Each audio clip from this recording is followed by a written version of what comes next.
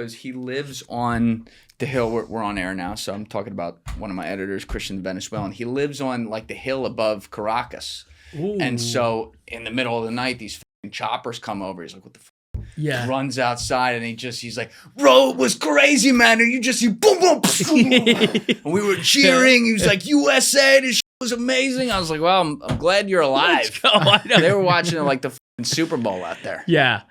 Wasn't there the theory too that on that hill, the mausoleum with Chavez, right? Chavez. Yeah, was that true? Did they find that was true? Rubio, they claimed that Rubio out of spite bombed that too. I don't know if it was true. I saw one thing rebutting it, but I haven't even heard that. Yeah, I think on that like up there, wild, dude, wild few months in news. Is it fair to say that? Remember when we were on the phone like 2 days after Venezuela scheduling this? Yeah. Like, oh yeah, we'll talk about Venezuela. Yeah.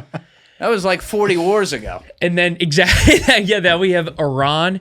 So the big M, we also have the big E to talk about. The big E. The big J-E. The big J-E. A lot of, no, but seriously, it's been insane for news. And then AI, talk about we got to talk about that story today. I want to hear about that. We were talking about that before here, but it's great to have you guys here again.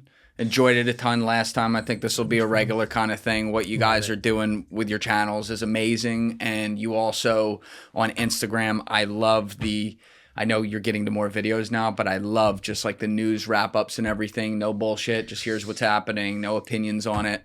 It's God's work, so please continue it. Seriously. Thank you. Thank you, brother. Thank you. Yeah, it's been hard to do God's work because man's domain has been popping off lately. But no, we are pumped to be back, and it's been exciting to see everything you all have been doing too, and see Johnny K go crazy like that, and crazy time. I mean, truly crazy time. I know people fall back on that line, but it really is a wild moment. When were we here last? Was it August? Yeah, it was the end of August. 2 days later, Deef and me went to fucking B&H and bought the fucking store. That's so right. That's right. I was say the lenses weren't so big last Yeah. You were like, these guys look awful. We need better cameras. Yeah, I was like, let me pay your rent for the next 3 months. Give me that. And they sent security out. That was the worst. Sent security? They sent they wouldn't let me pay for it. They're like, nah, this don't look right. Security came out. They're like, I'm gonna need to see that ID. I'm like, do I look like that poor? I mean, like, do you trust the B&H team? They're so good at selling the stuff, and they say they don't take money. When they make a recommendation, do you believe them? Depends on the department. Interesting. It's a sore subject. Interesting. They do a nice job over there. Yeah. I do think, I mean, they aren't commissioned. Put the camera on you. Get some credit for this. Fuck. The B&H team, some of the greatest employees of any business establishment that exists. And I'll leave it at that. Excellent. All right. So we've got a little nice ambiguity to start the show. We love that. That's right. We'll definitely talk JE today for sure. Yeah. Because I haven't had a chance to even talk with either. Yeah, we haven't talked about it. And there's obviously so much on the bone, but we've been doing a lot of that. It is the biggest story in the world. We are going to continue to cover it. They're going to try to fucking cover this thing up. I'm going to do my little teeny fucking tiny part here to try to not let that happen. But I understand that you just took quite a trip to the Middle East to do some documentaries. I did. I'm glad to be home, safe and sound in New York City. But yeah, man, it was a good trip. Where'd you go? Interesting.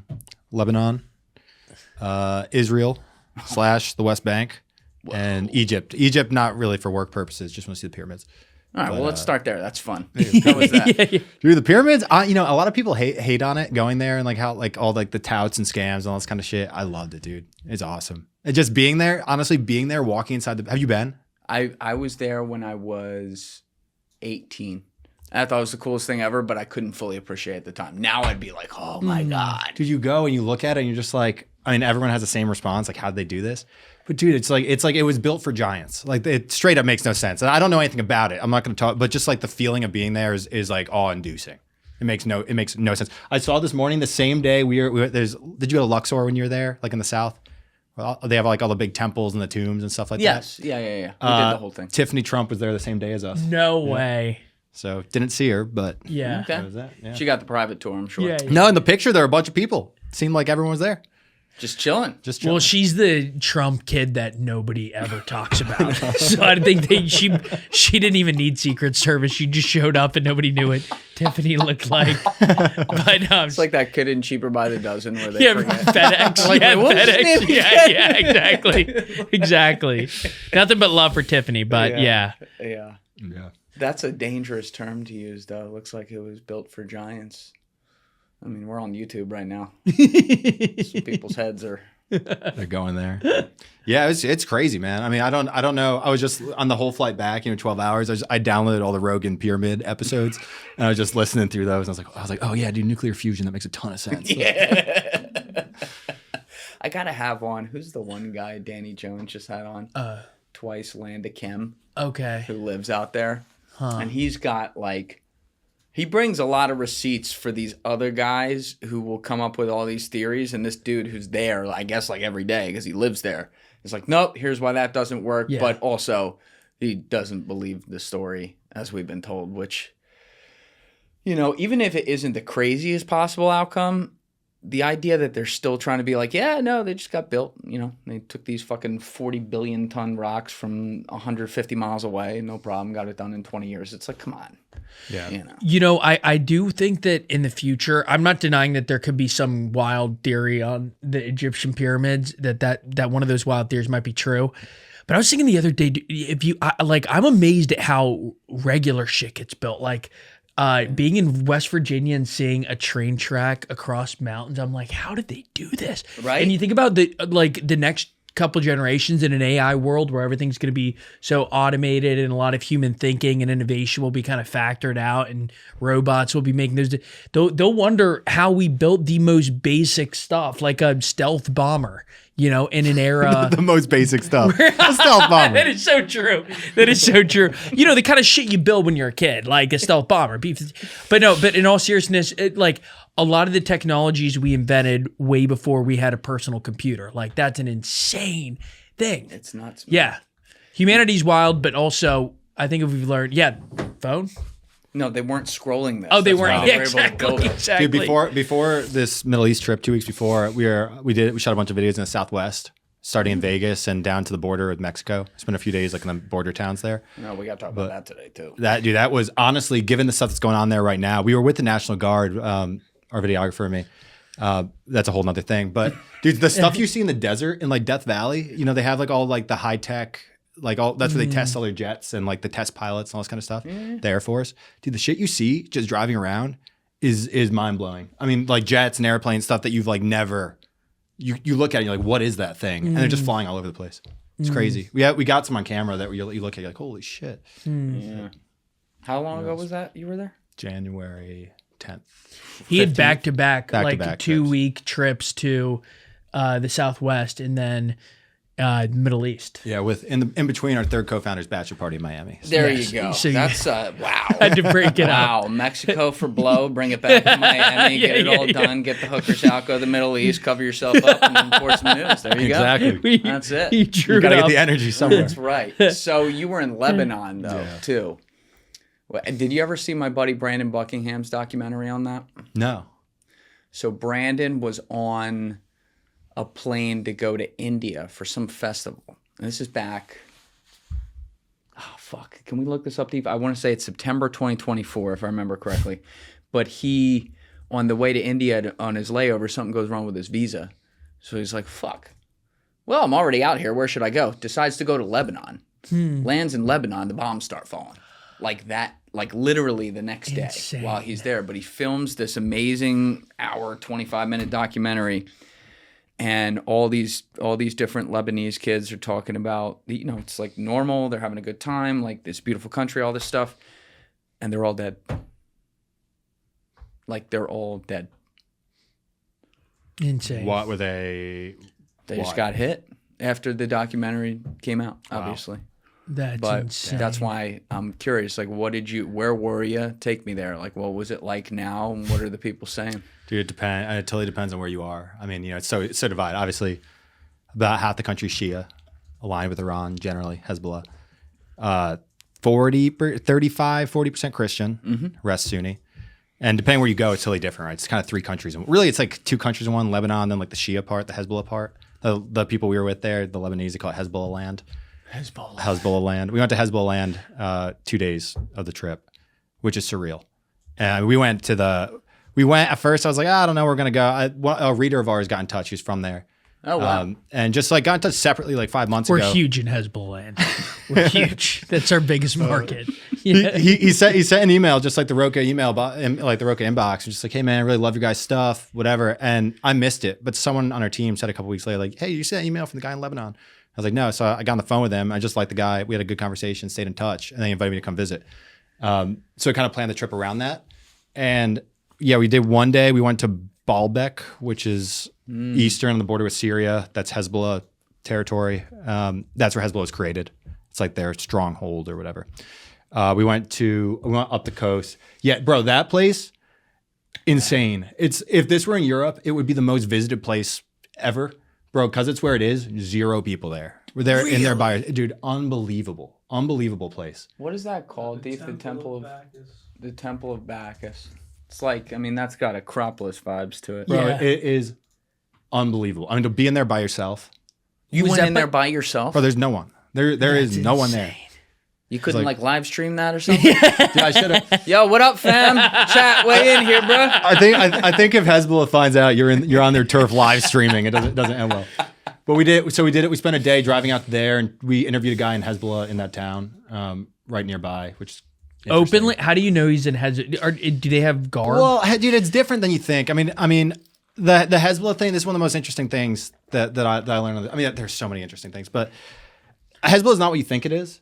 Like they don't. In my head, I was like, oh, you probably can't go to these places. There's armed men out in the street. That's not what it's like. That's just not what it's like. At one point, maybe it was a bit more like that, but Hezbollah's been totally weakened. And like now it's like the Lebanese military is in the process of like taking back control of all these places ever since the war, so October 2024. So wait, so the Lebanese military is now taking back control from Hezbollah. They're trying to. And this is here's the thing. Pagers. There's a warning, dude. When you're checking in for your flight to Lebanon, there's a warning saying no pagers on board. Yeah, you're like, 1999 call. Don't worry, I didn't answer. Exactly. That's why I was MIA for the 2 weeks I was over there. Yeah, we were like, what are you watching The Wire out here? Fuck. So whatever. So we were there for a day. Then we went a day up the coast. There's Christian areas on the coast, really beautiful. Up to at the top of the city called Tripoli, that's very troubled. It's like the poorest city in Lebanon, Sunni.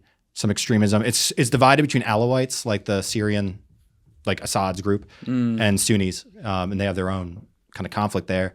Then a day just in Beirut, which is an amazing place. Yeah. And then a day we went down. Literally, we were so close to Israel, like deep in like it's a war zone, and on the close enough on the border that our phones connected to the Israeli internet, like LTE, while there. You get a little spooked being that close to it, dude. That experience.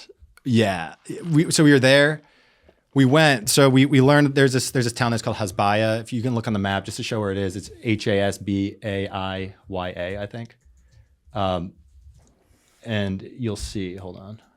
Hey guys, 3 quick things. Number 1, if you haven't subscribed, please subscribe. It's a huge help. Number 2, if you'd like to join my Patreon for early uncensored releases of the full episodes, you can join via the link in my description or in the pinned comment below. And number 3, if you'd like to join my clipping community for a chance to make content from the show and make money, you can join via the Discord link in my description below. Yeah, so you see it, zoom out a little bit, Deep, so you can just see on the map here. All right, Deep, we'll throw this up. So you can see from Hezbollah, go to a bit more just to get the full context of it. So from Hezbollah to the border with Israel is probably like 6 miles or so, 5, I don't know, 10 miles. Lebanon's such a small country. Lebanon's smaller than Qatar. It's like it's tiny. Wow. So from there to the border is like 6 or 10 miles or so. But we went there because they're interviewing a guy this guy there had started kind of like a WeWork type thing, trying to do like startups in like the Hezbollah, like the war zone, which is crazy. And we went there to interview the people who are working there, and one of the people there was like, "Hey, my uncle lives on the border. Like, you can see Israel from his house. Like, it's right there." And she's like, "Do you want to go?" And we're like, "Is it safe?" And she's, "Yeah, absolutely." So we get there, and we're sitting there, like, literally. I mean, again, like, I'm not kidding. From here to like the back of your building would be Israel, like that close. You're looking at it, and very chill. We're sitting out, we're having tea. This guy, he was like the mayor of the town, and he's got this big orchard, and he's with the mayor. Yeah, and they're not Shia though. They're Druze, and that's a complicated thing. D-R-U-Z-E. Yeah, which everyone there, they kept saying it on video, and they're like, yeah, the Jews live there. It's like, no, the Druze. The Druze. It's like fucking Pam or Pan for the Middle East. Yeah. Well, we were there and we were talking, and all of a sudden, beautiful. I mean, beautiful day, beautiful everything. We're like, oh, how nice is this? Like, we're in a war zone, and they're like, look how safe it is. It's fine. Like, people can come visit. They can come see how we live and whatever. 5 seconds later, and we start hearing shelling all around, and it went on. I mean, it was like a while. And after, what kind of shelling? Like, bro, we don't know. And I did my research before going, and I couldn't find any instances. Maybe once a month, there was like a drone strike in this area, and on targeting, it's a Hezbollah, whatever. It's like, I'll take my chances. I like them odds. Yeah, I mean, just once a month. Once a month, a drone strike. You just gotta watch for it. I mean, the Israelis are so precise, and like obviously when they want to be, dude. In Lebanon, the thing is, in Lebanon, they're not trying to like, Gaza's one thing. Mm-hmm. You look at the way they conducted the war in Lebanon, totally different from what happened in Gaza. And this is the thing in Lebanon that a lot of people are like, they look at it as proof. There's two ways to look at it. When we were in Baalbek in the city with that temple, we were sitting in this plaza. You're surrounded, Hezbollah flags everywhere, pictures of like Hassan Nasrallah and the Ayatollahs and whatever. Literally in the corner of like the plaza, there's a blown out building and like huge, just wrecked. Just the bottom of like a 5-story building, just the one corner is blown out. And I was like, what happened here? And the guy we were with was like, well, that was like a Hezbollah bank. And dude, so dense. I mean, like a Manhattan block. And boom, right there. Right there. Nothing else touched. And they're like, it's crazy. I mean, straight up to see it, it's wild. Everything else is fine. Literally, people were sitting there. People told us they were sitting there at the same place as us, having lunch, just like that. And they went on with their day. And it's like that's the precision that they can operate with. Yes, right? that they can operate with. Yeah. And now Gaza, that we can talk about because I went down to you can't go into Gaza still. We're gonna get there. Let's stay with Lebanon, but yeah. But yeah, so essentially I was like, if they want to, I'm hoping they don't want to kill me. And they're going for the Hezbollah guys and we'll be fine. But the fact is the stuff that happens are just not reported, right? Like shelling and this kind of stuff. It's not making the global news. It's not something you can Google and find it. So yeah, when we saw it, and they just started laughing. The guys we were with, they started laughing. They're like, now you see how we live. Now you see it. And then they're like, and they all said the same thing. They're like, we're glad you saw this. And then as we were driving back to the city, we kept hearing it in around, not like maybe like 7, 8 times. And it was funny. We're driving this car. 2 cars in front of us so I'm with my one friend, Ramsey, Lebanese guy. And the car in front of us is a local guy, Osama, who's like taking us around. And then a car in front of him is just a pickup truck with like a Lebanese laborer in the back, like 18-year-old kid. He's just sitting in the pickup truck, just like this, just watching us, just like looking out, Literally, we hear over our heads, and then right over the hill, and this kid, I was like, holy shit! I mean, dude, he didn't even move his head. He just sat there, like that, and they're just totally unfazed, and it was wild. It was a wild experience. But I mean, they're still, and the question is like, what are they doing? Why is this happening still? It's complicated. I mean, we subsequently went to the Israeli side of the border, where there you hear the shelling in Lebanon from the Israeli side, and it's like, where are they firing it from? Dude, this is the question no one can answer. When I first heard the shelling, when I first heard it, I thought it was artillery, and it was like a deep boom. It sounded like artillery, and we couldn't hear the humming of drones. Now, in all these places, after being like in like by the border with Gaza, Lebanon, you hear the sound of a drone like when you're over there. Right. It's just like literally to the point we were going to go to dinner one night in the southern suburbs of Beirut, which is where Hezbollah is based. But it's like still a normal area. This is the misconception about Hezbollah. It's still like you can go, you just can't like take pictures, and you got to be careful a little bit. But literally, we're going to go to dinner, and then someone called us and was like, just so you know, there's a drone over Dahia, which is the name of the neighborhood. They're like, I wouldn't go, so we didn't go. But like people just know, you hear it, you see it, like whatever. So we don't know. The people in Lebanon were like, it's a drone strike, and they're like, it's always drones. But we couldn't hear the drone. It sounded like artillery. Someone subsequently in Israel said it's most likely a drone, but we couldn't hear the drone. So who knows? No one knows. But I always think about this idea all the time because I feel so fortunate to live here and be born here, which you don't get to decide where you're born. It's like winning the fucking lottery to me being here. For all our problems, goddamn, like, whoa, happy to be here. But the thing that kind of bothers me about a lot of society with our complacency is that, you know, we've never been invaded with the exception of the War of 1812 and a couple terrorist attacks. And it really fucking shows. Yeah. Like, there's this idea that it's like, no one can come across the Atlantic or do something like that. But what you're seeing up close is people who, because of the geography of where they live, every day walk outside. They want to order a pizza or do whatever they do. Shells coming over, drones coming over, precision strikes happening. And it's like, we're lucky to live here. What's the Israeli rationale for those shells and the continued? I mean, the basic rationale is Hezbollah is trying to rearm, and is whenever Israel sees anything, gets wind of anyone who's trying to bring artillery, rockets, guns anywhere in the vicinity of Israel, they strike them. That's not what was going on. The shelling is different. That's a precision drone strike. Yeah. Right. If like what we heard, 8 different explosions, and the people said this happens all the time. They don't kill anyone. I asked. I was like, how many people in this town have been killed from this? Like you say, you hear it all the time. How many people have been killed? They said 0. So it's not about that. And what military kind of strategy says, you know, a lot of like artillery is about denial. It's about making it so people can't use certain areas. Lebanese people think, a lot of them, that they're trying to depopulate these areas along the border by making it so impossible for them to live there that they move. When I was in Israel and we heard the explosions over the border, the guy I was with said, who was, you know, I mean, he had been obviously like everyone in the military had been in Israel. Everyone in Israel has been in the military. He said they probably saw a terrorist. You know, who knows? Like, who's a terrorist though? That's what I'm saying. The question, like, right? And Baalbek, the Hezbollah guy we were with, he's like, they say we're all terrorists. He goes, these are all terrorists. He's like, these are all terrorists. But the thing, I mean, Hezbollah, it is a political organization. It's a political party. But to me, the whole thing that they did after October 7th was just stupid. It was moronic. I mean, I don't care. Even if you support their thing and you support the resistance and you support this and that, why would you attack Israel? And then they got destroyed. And they did it. And their method of attacking was rocket attacks on civilians. And it's like they forced Israel to do this. Now, maybe Israel would have done it either way, but the fact is, they did it. And it's like, and then who suffers? Well, all the Lebanese people who live in these areas and who are stuck in the middle. That's why there is a huge appetite. Huge. No one in Lebanon likes Israel. I mean, you're not going to find them. Some of the Druze people maybe.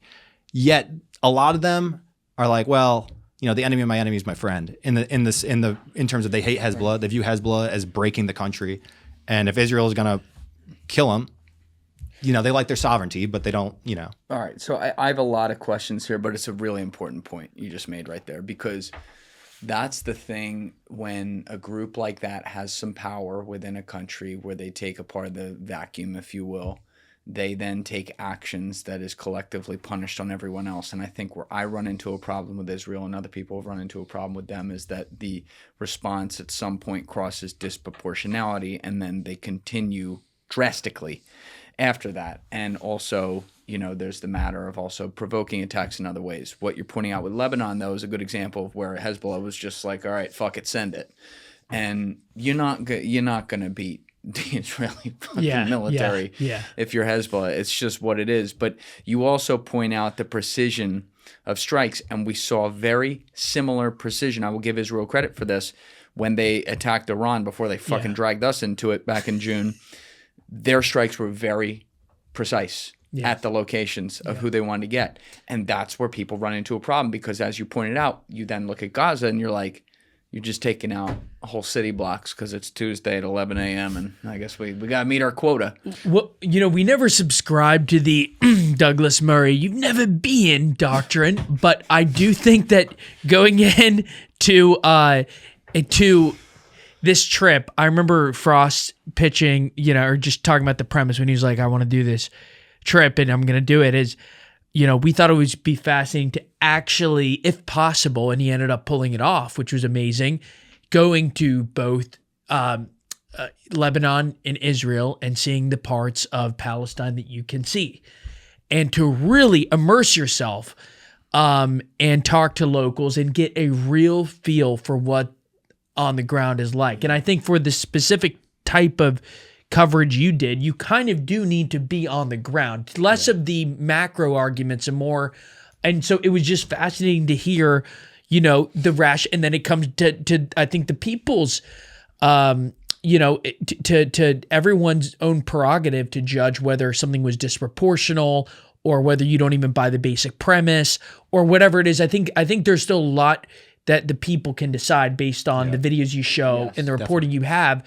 But I think it's also important to see what you saw, because I got to say, getting the play-by-play updates, it was kind of like, wow, I'm on this team. And then I'm like, oh, I really get how they feel, and then, so like, I know we're not done with this whole trip yet, but it was kind of fascinating to get each side of it. Yeah. The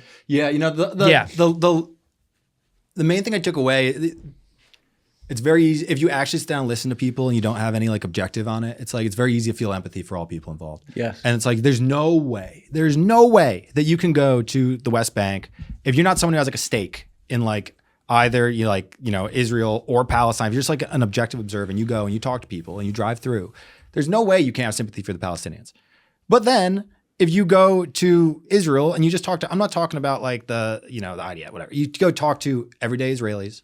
Do they all know people who've been killed? It's not like here. It's a very different thing. So then again, you talk to them and then all of a sudden you have to have empathy for them in a way. Sure. And it's the same thing in Lebanon. Even the Hezbollah guy we talked to, we probably talked to a number of them. This is the only guy I know is in Hezbollah, but this stuff goes back. It's like a blood feud. Yes. Like for him, Israel's. The original sin, if you want to call it that, for Israel and Lebanon was invading during the Lebanese Civil War, trying to install friendly Christians to take over Beirut and whatever. Mm-hmm. That then created a bunch of people, an Israeli occupation in Lebanon, which then created Hezbollah. And then, and it goes and goes and goes. So now you're in this constant thing, though, where now you have Israelis who've been killed by Hezbollah. You have Hezbollah. It's like a gang war. You hear this in the inner cities here, right? Where people are like, well, yeah, I don't know where the feud started, but like, his cousin, the generational beef. And like that's what it is. That's what it is here. I do think I think Lebanon's very different than Palestine. I think the issue with the Israelis and the Lebanese, I think if Hezbollah weren't there, it would be a very different situation than with the Palestinians. Without Hamas there, I think you're still going to have the issue with the Palestinians. I've got a question. I'm sure, Julian, you may have some thoughts on this too. But I think this is one of the most, I don't know, I don't think this question ever got enough attention, is people do treat Israel like a monolith. And if you think about, like, if you were to cover the United States treatment of the Native Americans, if you went to, we did go to Navajo Nation, you go to a lot of reservations. Yeah. That's not the best look for it. But if you like then vilify the entire country of the United States, you'd have people in like, New Hampshire, like, what the fuck did I do? I'm like guilty for that. I had to read a land acknowledgement. Right. And so I think there's like similarly some things our government does, obviously most people don't support. To what extent, but there's also a big regional component. I mean, consider Portland, Oregon versus rural Texas. Right. I mean, these are vastly, so with something like the West Bank settlements, to what extent do most Israelis, and I'm sure there's also a feeling of they feel a lot of criticism, so they don't want to probably show too much vulnerability or self-criticize too much because they're like, where do you get it? But like, to what extent do, say, Israelis in Tel Aviv go, yeah, that's kind of fucked, but it's only one part of our country. We don't have any guilt. I'd say that is the typical thing of, it's like, I said to someone, I want to go I want to go visit settlements. I said, well, why would you want to do that? It's like, because I'm shooting a bunch of documentaries about Israel and Palestine. Like, how you can't do it without that. And that's kind of like the typical thing. Israel's such a complicated place for so many reasons. But I mean, it depends on where you go. The thing is, I'm pretty sure, I don't know the numbers exactly, but what I was told there was that before October 7th, it was kind of 50-50 on the settlements in terms of 50-50. Yeah. After October 7th, it's not. It's way more in favor of the settlements. Wow. Because they pulled the settlements out of Gaza back in 2005. then October 7th happened, right? Hamas. And so there are so many things we got to talk about here. Oh yeah, but I'm saying we're never getting to AI. In terms of their logic, right? They're like, so if we pull it out of the West Bank, we'll have October 7th from the West Bank. Yeah, the PLO. Yeah. Like that's just like what very simplified form of thought, about it. Yeah. But people, obviously people have way more nuanced views, but like that view is prevalent among a lot of people we talk to. All right, I'm going to bring it back to the Hezbollah thing in a little bit too, because I have a lot of questions about on the ground and when you were talking with these guys and what it was like and all that. But this is obviously the, I guess, like soup du jour of the moment, what you're talking about with Israel. So matzo ball soup. Yeah, a lot of input. Exactly, a lot of important things here. Number one, you make a great point that like people are not their governments. And so when I, like right now, especially with the Epstein stuff, which looks how it looks and is what it is, when I criticize a government and I criticize intelligence services, I'm not criticizing the people. Same way that when I criticize China, Russia, Ukraine, Iran, all these different places, I'm not being like, yo, fuck every person that lives there as well. I think that's really, really important. Secondly, you have to remember with the Israeli government, it's not a two-party system. And I have to admit, I hate the two-party system, but when I look at other places, I have to be like, God damn it. Like, I'm one of these guys yelling about the two-party system, but I don't have a good solution because this is actually worse. You have a government there that has been put in place by 25% of the people, and let's call it what it is. It's a lot of the Orthodox community and the hardliners, right? So now everyone has to be responsible for what leadership does when, in fact, fucking 2 weeks before October 7th, they were on the brink of civil war trying to overthrow this government, right? Totally. Well, I mean, one thing that kept coming up on the trip, we saw the settlement where we were with the Palestinian on the one side, looking at the settlement where Ben-Gvir, the minister, where he lives. He's got a picture of Baruch Goldstein over his dining room table. I didn't know that. Yeah. We went to the mosque where Baruch Goldstein went in and killed all the people. Yeah. I mean, you talk to Israeli people, and I mean, I don't want to. It is not. Look, Israel proper, like America, is a very free country. Israel proper. I'm not talking about the West Bank. I'm not talking about Gaza. And the range of debate you have it's like America. Like you can find every single opinion, and you really to generalize. Like Americans think this. Obviously, that doesn't work, right? So to say like Israel.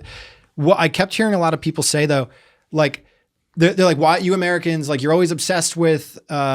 What Ben-Gvir says or Smotrich, like the really far right ministers, what they say, they don't represent anyone. And I'm like, that may be true, but like they're saying it. They're in positions of power. Like this is an issue. Like this is a major issue for the country. And the fact is, though, Netanyahu, the government is predicated on having their support, right? And you do have a friend. I mean, you have a real hard right side to the population there, and they've got serious influence right now. I think personally, I think it's a disaster for I don't want to like weigh in on their politics, right? And like whatever. I don't like it's not my whatever. But I think it's a disaster for them. I mean, just the fact to even say because someone's like, why'd you bring him up? When I brought up Ben-Gvir and Smotrich, and I'm like, because they say this stuff. You have to. And they're like, yeah, but it doesn't matter. I'm like, it matters to us. Like it matters to the people around and they're like, well, we don't like. Essentially, their thing is like, we have to stand on our own. We're Israel. We're never gonna have friends. We got to stand on our own. We appreciate America. We need to be independent. But the fact is, it's definitely, I don't see how it's anything positive. Well, that's another reason why getting on the ground's important because like if you were, let's say, if you were in a separate media ecosystem and the only quotes you saw from American leaders were from Ilhan Omar or from Randy Fine, like I would hate America. Yeah, frankly, I think those two, like they are. They'd be my first votes off the island from either side. They would be, you know what I mean? But like, imagine a media ecosystem that really feeds you those, and you see they're one of the representatives, and they get applause at this place, and I'd be like, what are they cooking up in America? Seriously, if you were so it's always important to see like, okay, to what extent do they have political power?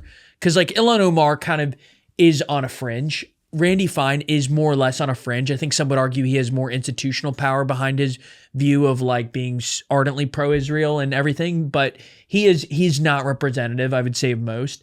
So like hearing you talk about that's interesting. But as you point out, like the coalition building of the government and like there is the hard right side and there was all this political turmoil before October 7th about, involving their Supreme Court. Like it is interesting that one thing that's, I mean, one of the most tragic ironies of this whole situation, We went to kibbutz near Oz, which is like one of the it was the hardest hit one on October 7th. 25. Also, by the way, Max, I'm sorry, I should have asked this earlier. Can you just explain for people out there who aren't familiar with the settlements when you're talking about this? Can you just explain what that is? And then yeah, I mean, there's two kinds. There's I mean, under international law, it's all illegal. Under Israeli law, you have illegal and legal ones. The legal ones are just towns. They're just towns that have been built in the West Bank, and that's come it. into land that's supposedly not theirs, and it's complicated because the West Bank is divided up into three types of land: areas A, B, and C. Area A is controlled by I may have some of these backwards, but Area A is controlled just by the Palestinians, no Israelis present. Area B, it's a mix. Maybe you'll have Palestinian governance, but like roads controlled by Israel. Area C, it's controlled by Israel. Area C is most of the land, but little of the population. Area A is a little of the land, but most of the population. You're talking cities, towns, whatever. Area C is where most of the settlements are. And it's complicated about whatever the Palestinians. I don't know enough about how they obtain the land. I know it's.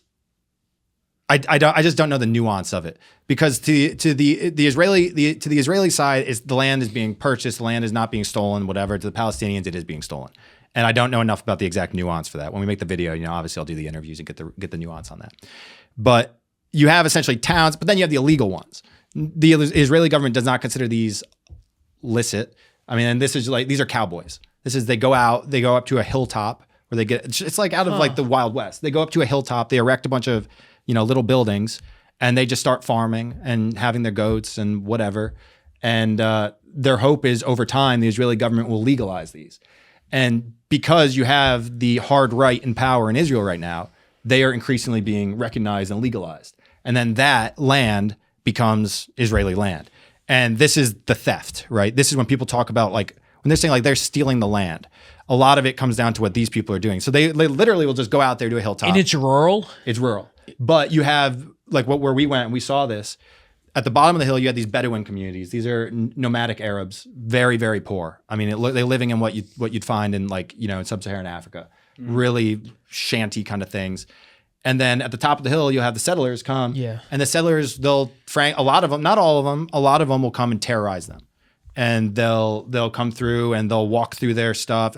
And then the ones at the bottom, because they're nomads, they don't actually own the land. So they can't call the police. They can't do anything. They're kind of like, they're just there. And this is where you hear settler violence. This is where settler violence happens. So sometimes they'll go down and they'll just kind of fuck with them. And we saw it. We this guy showed us a video. These kids, they're kids of settlers. They come through with like their sheep or whatever they had. They're like herders, and the Israeli kids, and they would come through and just run them literally through the homes of the Arab nomad, the Bedouin, and they just sit there and they're just like, we can't do anything about it.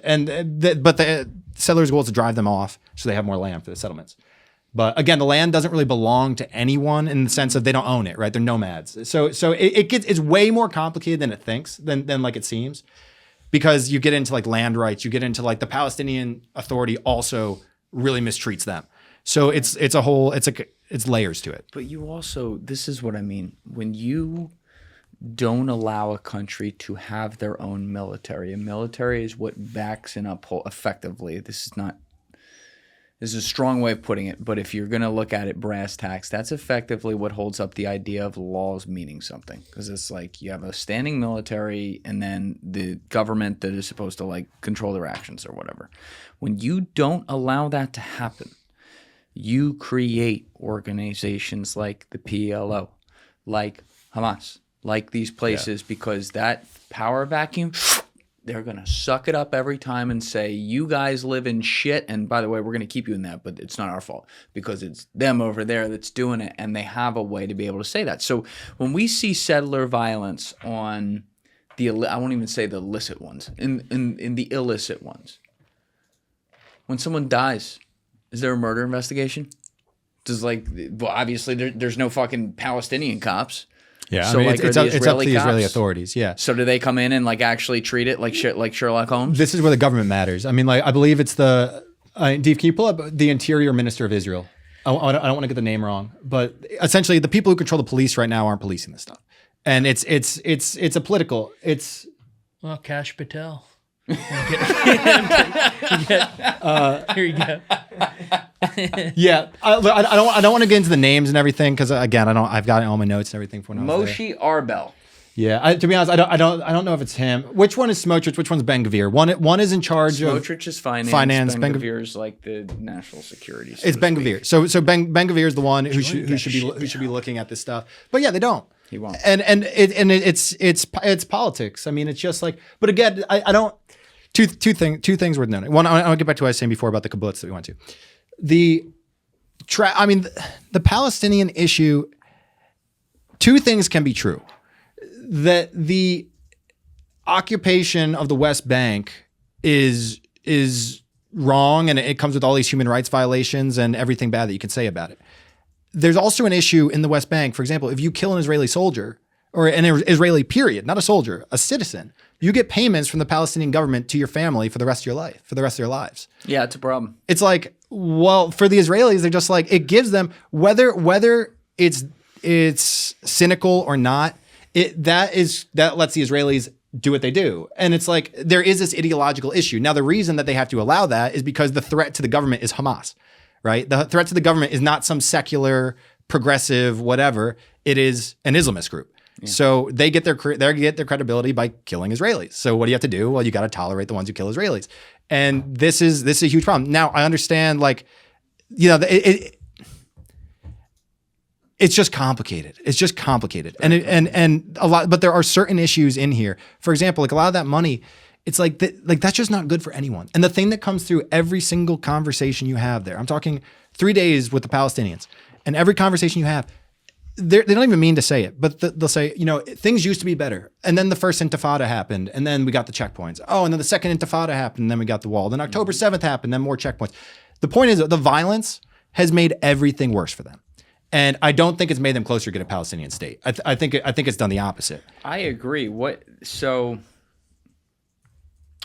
two things. One, the violence is led from the tip of the spear, which is the organizations who are in charge, who sees that power structure. Whether or not the people in the rank and file may feel a certain type of way about Israel, they don't really have a choice as to who's in charge of them and what they do. And secondly, you know, I don't, in a perfect world, violence is never the answer. But what is the answer for them to do? Because you have to, in order to make deals, you have to have both sides wanting to make a deal. And I feel, if I could point the finger at both sides on this, there has been a demonstrated history from the various Palestinian organizations and the Israeli government that almost throughout the entire history, neither side has actually want to make a deal. You read all these behind-the-scenes accounts about these accords that happened in the past, in the 90s and in the 80s and things like that, and they're just backstabbing each other behind the scenes. One leaves the room and the other one goes, yeah, everything that guy just said, fuck that. Yeah. You know? And it's like, what are we even doing? I mean, you look at the Oslo Accords, and you look at Yitzhak Rabin was killed. Mm-hmm. And then simultaneously you had suicide bombings intended to disrail it and persuade the Israelis against supporting it. So, I mean, this stuff goes so deep, and that's why, like, you know, there's just certain things you look at this and you're like, if you see it from the Israeli perspective, it's, I mean, again, there's so many different Israeli perspectives. I would just say this: you spend a couple days with the Palestinians and you look at this and you go through all the checkpoints. That's the most tangible form of occupation for people. Like the raids, the housing demolitions, all this kind of stuff. Most people don't feel that. They don't see that. You know, they're just going about their lives like whatever. There's a misconception that everywhere you go, you're getting searched, you're getting this. Like that's You're not talking about the West Bank. In the West Bank. Yeah. The most tangible form of occupation to the average Palestinian in the West Bank is when they drive from city to city, they may have to sit for hours in traffic because there's a roadblock erected by the Israelis to check everybody's papers and you know, see if they have guns and whatever. You can imagine how much that pisses people off. And it's like imagine if in Texas, like take the mentality of like a Texan. If driving between Austin and Dallas, you know, maybe it should take 3 hours, but instead you don't know how long it's going to take because they might close the roads and it could take 15 hours. You might have to sleep in your car. It would piss people off so much, right? I don't think Texans would take that. No, they wouldn't. And there's no way that you can experience that. And then, like I said this to a settler, an Israeli settler, and I was like, this is what I saw. I was like, how could this not bother you? Like, don't you understand the anger that they have and that sometimes this produces violence? And he says, yeah, but we have those checkpoints because of terrorist attacks. And then of course the Palestinians say, well, we have the terrorist attacks because they are occupying our land and whatever. But the point is the violence certainly doesn't achieve anything. That's the one thing I've really you are right. You are proven right throughout history with that, unfortunately. But it's on. But again, obviously there's violence from both sides. You got the settler violence. You got the IDF right there. You've got so much stuff that like it is just complicated. Anyone who wants to just paint it with a brush and say it's simple, unless you believe one way. There's two ways that you can just paint it with a broad brush. One is you do not believe Israel has the right to be there at all. You're a from the river to the sea person, and therefore whatever. Okay, fine. Like if that's your perspective, then none of it is legitimate. Israel's security concerns are not legitimate. None of it's legitimate. Or you are a hardcore take it all Zionist who does not care about anybody else in there. And if you're not on one of those two fringes, like the Palestinian people I talked to, most of them were like, we just don't want to deal with this. Like we don't really care what the borders are. We just don't want to have this stuff here. Right. And then now they don't, but they are not. That's not Hamas's position. And which is all that matters. Yeah. And on the other side, most of the Israelis say, I don't want, we don't really want this, but whatever. But in any event, the October 7th, the kibbutz you went to, Nero's, 25% of the people there were kidnapped or killed on October 7th. Visiting it is eye-opening because I thought we do these videos where we drive around from town to town, right? And we just go and we talk to people. I thought we do that down by the border. Well, the towns are gone. It wasn't just like, this is just, I guess, ignorance on my part. Obviously read a lot about October 7th, watched a lot of the footage and everything. The town, it's as though it was just obliterated. Nothing, everything is burned, everything is gone. And there's a handful of people moved back. They're trying to get more people to move back. But I met a lady who lived there and she took us around. It's one of the most progressive places in all of Israel. They were the kibbutz. You don't have a salary. It's a communal farm, and they share all the money equally between everybody who lives there. They're like hardcore lefties, peace with the Palestinians. And these were the ones who were massacred. And all the kibbutz on the border with Gaza, it was the most left-wing people, the most pro-peace, the most pro-two-state solution people. They're the ones who are murdered. And that's why that's changed the position in Israel by a lot. Because a lot of people are just like, why?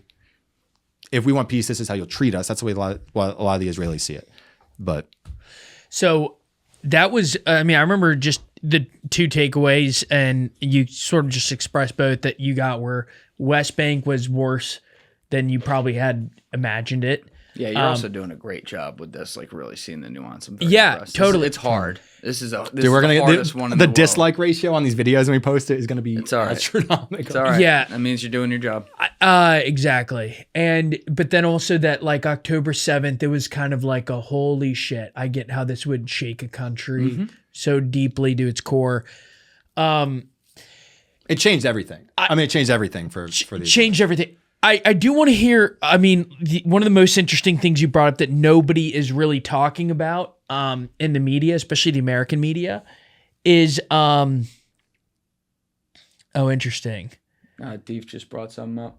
Okay. So, yeah, and this is the thing. I don't know if you ask people about this, but again, this is a prime example of people aren't their governments. And like, by the way, if we're going to talk about America here, there's plenty of shit that's happened in this country where we can look at our government and say, what the fuck did you do here? That was blamed on other people. But there was a stand down order that was given on October 7th.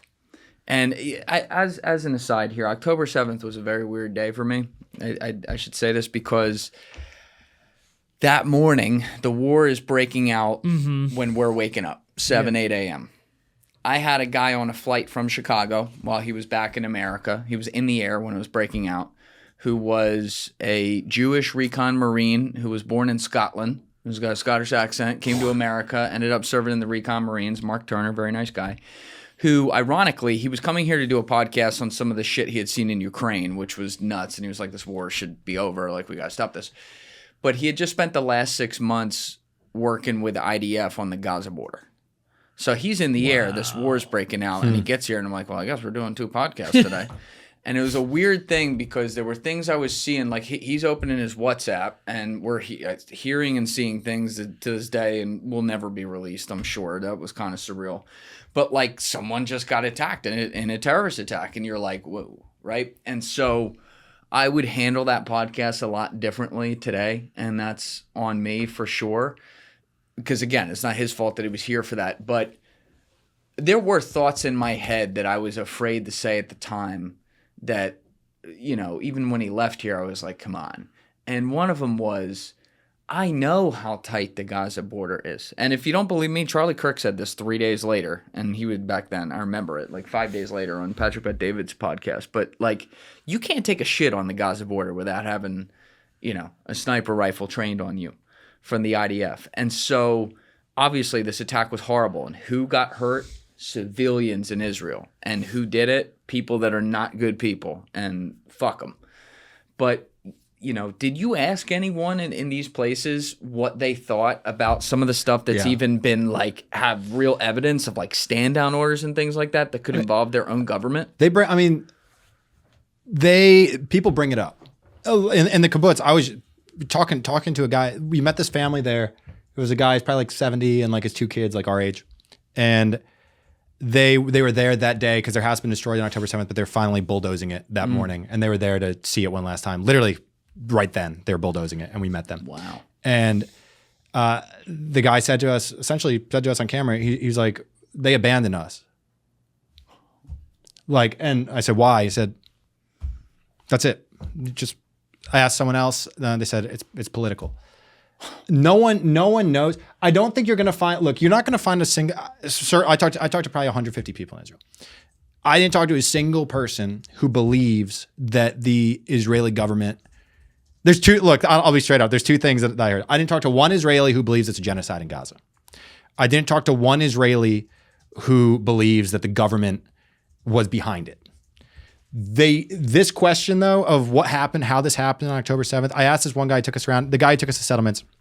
His name is Michael Bauer. He's kind of like a self-described lefty, pretty like prominent geopolitical analyst in Israel, but also all over the Arab world. I mean, he's not like, he travels all over kind of meeting with Arabs and stuff like that. Michael Bauer? Yeah, he's an interesting guy. Related to Eddie? I don't think so. But he's essentially, when I asked him about it, he said, we didn't think that this was we just didn't think it was possible. It was a lack of imagination. It's whatever. This stuff said about 9/11. Yeah. Well, but it gets to a point where like everything feels possible in hindsight. What they all said in the kibbutz, and they were used to this. They all, they were armed. They had guns. The scenario that they planned for was a handful of people coming across the border, because this is what happened before, right? It's the same in the north with Lebanon. I will say, to the point about you can't take a shit on the border, dude, this shocked me on the Israeli side of the Lebanese border. Dude, Hezbollah was like, people would go to sleep. Literally, they would go to sleep, and Hezbollah soldiers, or whatever you want to call them, were on the hillside looking at them, taunting them. And the Israelis allowed it. And it was like, I couldn't believe it. I was like, the IDF let them sit right there with their guns, taunting you guys. They said, yeah, we're used to it. And that's how it was. It was like a frog in boiling water, I think, where like it just kept like, the temperature kept turning up and turning up and turning up. And then all of a sudden, boom, it happened. But in terms of this question, the people at the kibbutz there and all those kibbutz along the way, they feel like they were totally, totally abandoned. And they don't know why. No one, to my knowledge, no one I spoke to believes that it was nefarious by the Israeli government. I'm sure there are people who think that, but like within Israel, not the ones I talked to. And I don't know. I mean, they were also there that day. They lost family and friends. It's impossible to put yourself in someone like that's position and how your mind would try to even process that or make sense of that. So that's fair. But it's interesting that, they're willing to say this is fucked up, but also be like, yeah, no, it's a failure of imagination. That, it clocks, though. There's a lot of people who have said that about things like 9/11 and stuff who were there. And I get it, like you can't. Your brain's almost not meant to process something like that. Yeah, I think it's also, I still think the burden of proof is certainly on that this was orchestrated, not explaining that it wasn't, And like, I think of the 9/11, on the one hand, people will find like any sort of incentive alignment and then assume, therefore action. And so like on this, maybe it would have been in to Netanyahu in the hard right coalition's advantage to have license to shed their political scandal, their domestic political turmoil, and B, then eliminate all the groups that surround them in a long-standing war, maybe get a shot at Iran, whatever the theory is.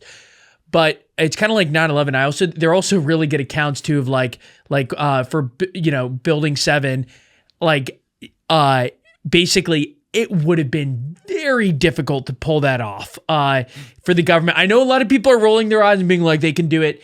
Really think about it, though. I mean, to line a skyscraper New York with explosives, with not a single credible whistleblower, just sort of, self-appointed like demolition experts on YouTube generally going after, or whatever it is, it's kind of like pulling that off would be extraordinary. And I think probably, we always want a scapegoat of like one evil person who did it or two really evil people who did it. And I think oftentimes it can be more complicated. So I still feel like on this stuff, at least from my perspective, if major bold claims deserve a high burden of proof, is my personal viewpoint. Extraordinary claims require extraordinary evidence. Yes, I agree. And that's the thing. Like, been doing this a long time now, and I think to be able to do this and be credible, you have to be willing to change your opinion on things when presented with new evidence. And I have to say, I don't have an official opinion on 9/11 yet, because there is a lot going on there. Like a lot, multiple governments around the world, all kinds of fucking false premonitions, things like that. But I have had to change what I'm open to on that over the years. And there are takes that I would have given 2 years ago that I think are objectively, provably wrong. And that is because I have seen some evidence where the burden of proof does get met on things. One of the places I'm still not, because there's a lot of evidence against it, as unpopular as this is to say, is that CIA themselves did it. I don't agree with that, because they literally went to the White House twice that summer, documented on record, including with George Tenet, who was the head of CIA, saying they're coming here, they're going to do something, and Condi Rice told them to shove it up their ass. So maybe the White House is, I don't know. I'm open to it.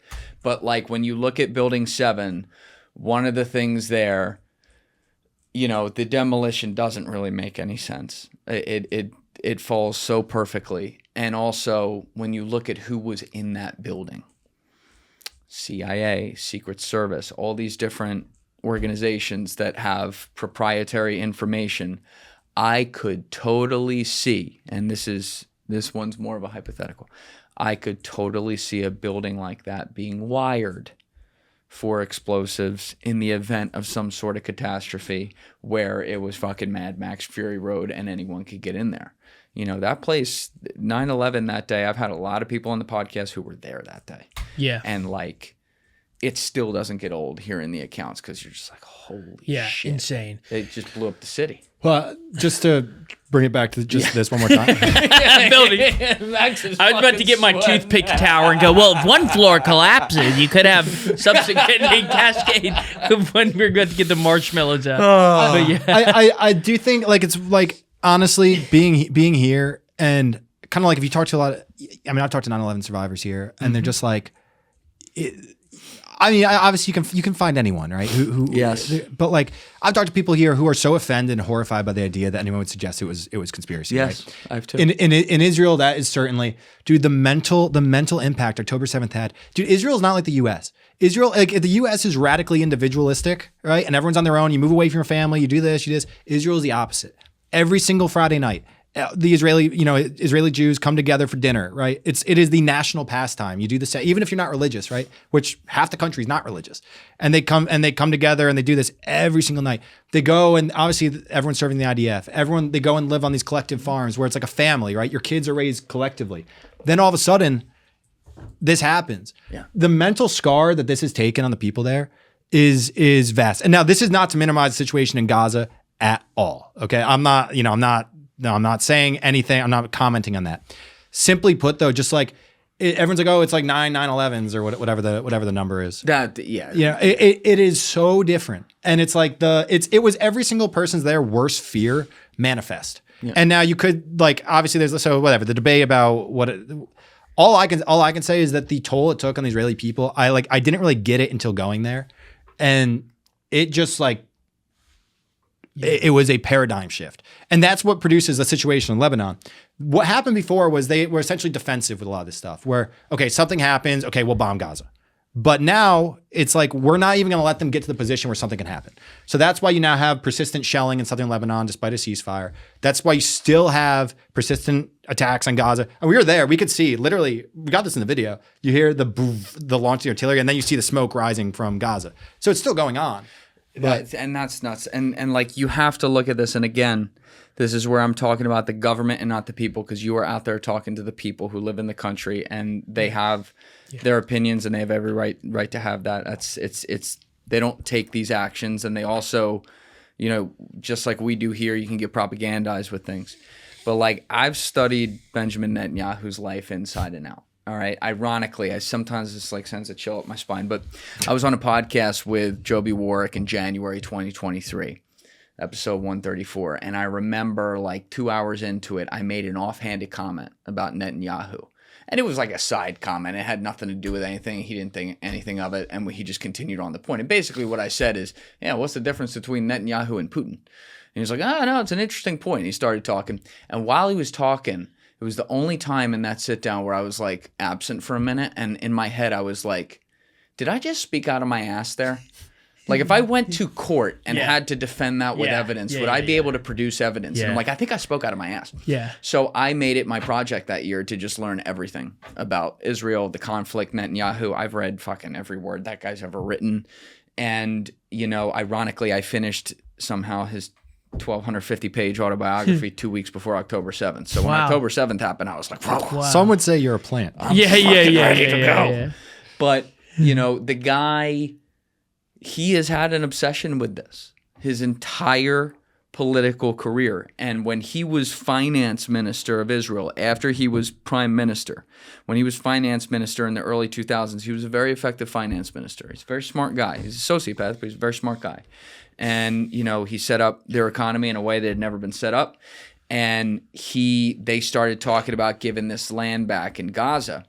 And he was hardline. No, you do it, I will resign. And he was dead serious. And so it was like being negotiated over a year or two. And then they did it. And he resigned, even though he was like popular in that job. And he had an obsession with getting Gaza back, and that they never should have done that. And so it does ring in my head when you see him, because that's the thing about Netanyahu. This motherfucker got a big mouth, bro. He's got a big mouth. You go run the tape on him, you run throughout his entire career. This motherfucker thinks people aren't listening. And when he tells people in the Knesset in 2019 that if you want to guarantee that you don't have a two-state solution, this is a direct quote, then you must be okay with funding Hamas. Yeah, my brain has to go to, what the fuck? Who's funding Hamas here? Like, I know the Iranians are, don't get me wrong, I know they are, but who else is doing it too? And do you want this to manifest into what that is? Are you using your own people as a pawn? And this is where I defend the Israeli people. It's like they don't have control over what this fucking asshole does in a back room who only a quarter of the country even elected. And like those are questions you have to ask. Just like I'd ask questions about Xi Jinping, just like I'd ask questions about Vladimir Putin, just like I'd ask questions about the entire Ukrainian government, whatever the fuck that even is these days, just like I'd ask questions about Iran, just like I'd ask questions about UK. I should be able to ask questions about the Israeli government and not be labeled fucking anti-Semite. Totally. But to strongman the other side of it, because I asked a lot of people about the funding of Hamas. You know, this whole situation, and the main take that you hear is we didn't think Hamas was capable of this. We thought Hamas was essentially controlled opposition, and by allowing Qatar to give them the money, it kept their economy viable. So we didn't have an uprising, we didn't have anything, and then we didn't see this was going to come. Controlled opposition? They use that term? No. But you know, it's like they thought it was under control. They thought they had this. They had essentially figured out. Qatar and Iran, but Qatar gives money to Hamas. Hamas then keeps a semi-functioning economy in Gaza. They aren't clamoring, you know, they have peace. They have relative peace. Israel's not getting the two-state solution, whatever it is. And even the two-state solution stuff aside, it was like, well, what is the alternative?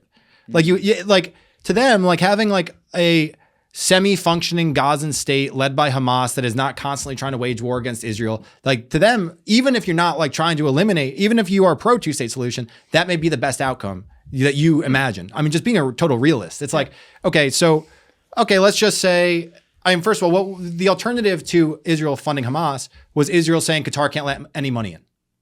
And then you're going to have the collapse of the Gazan economy more than you already had, right?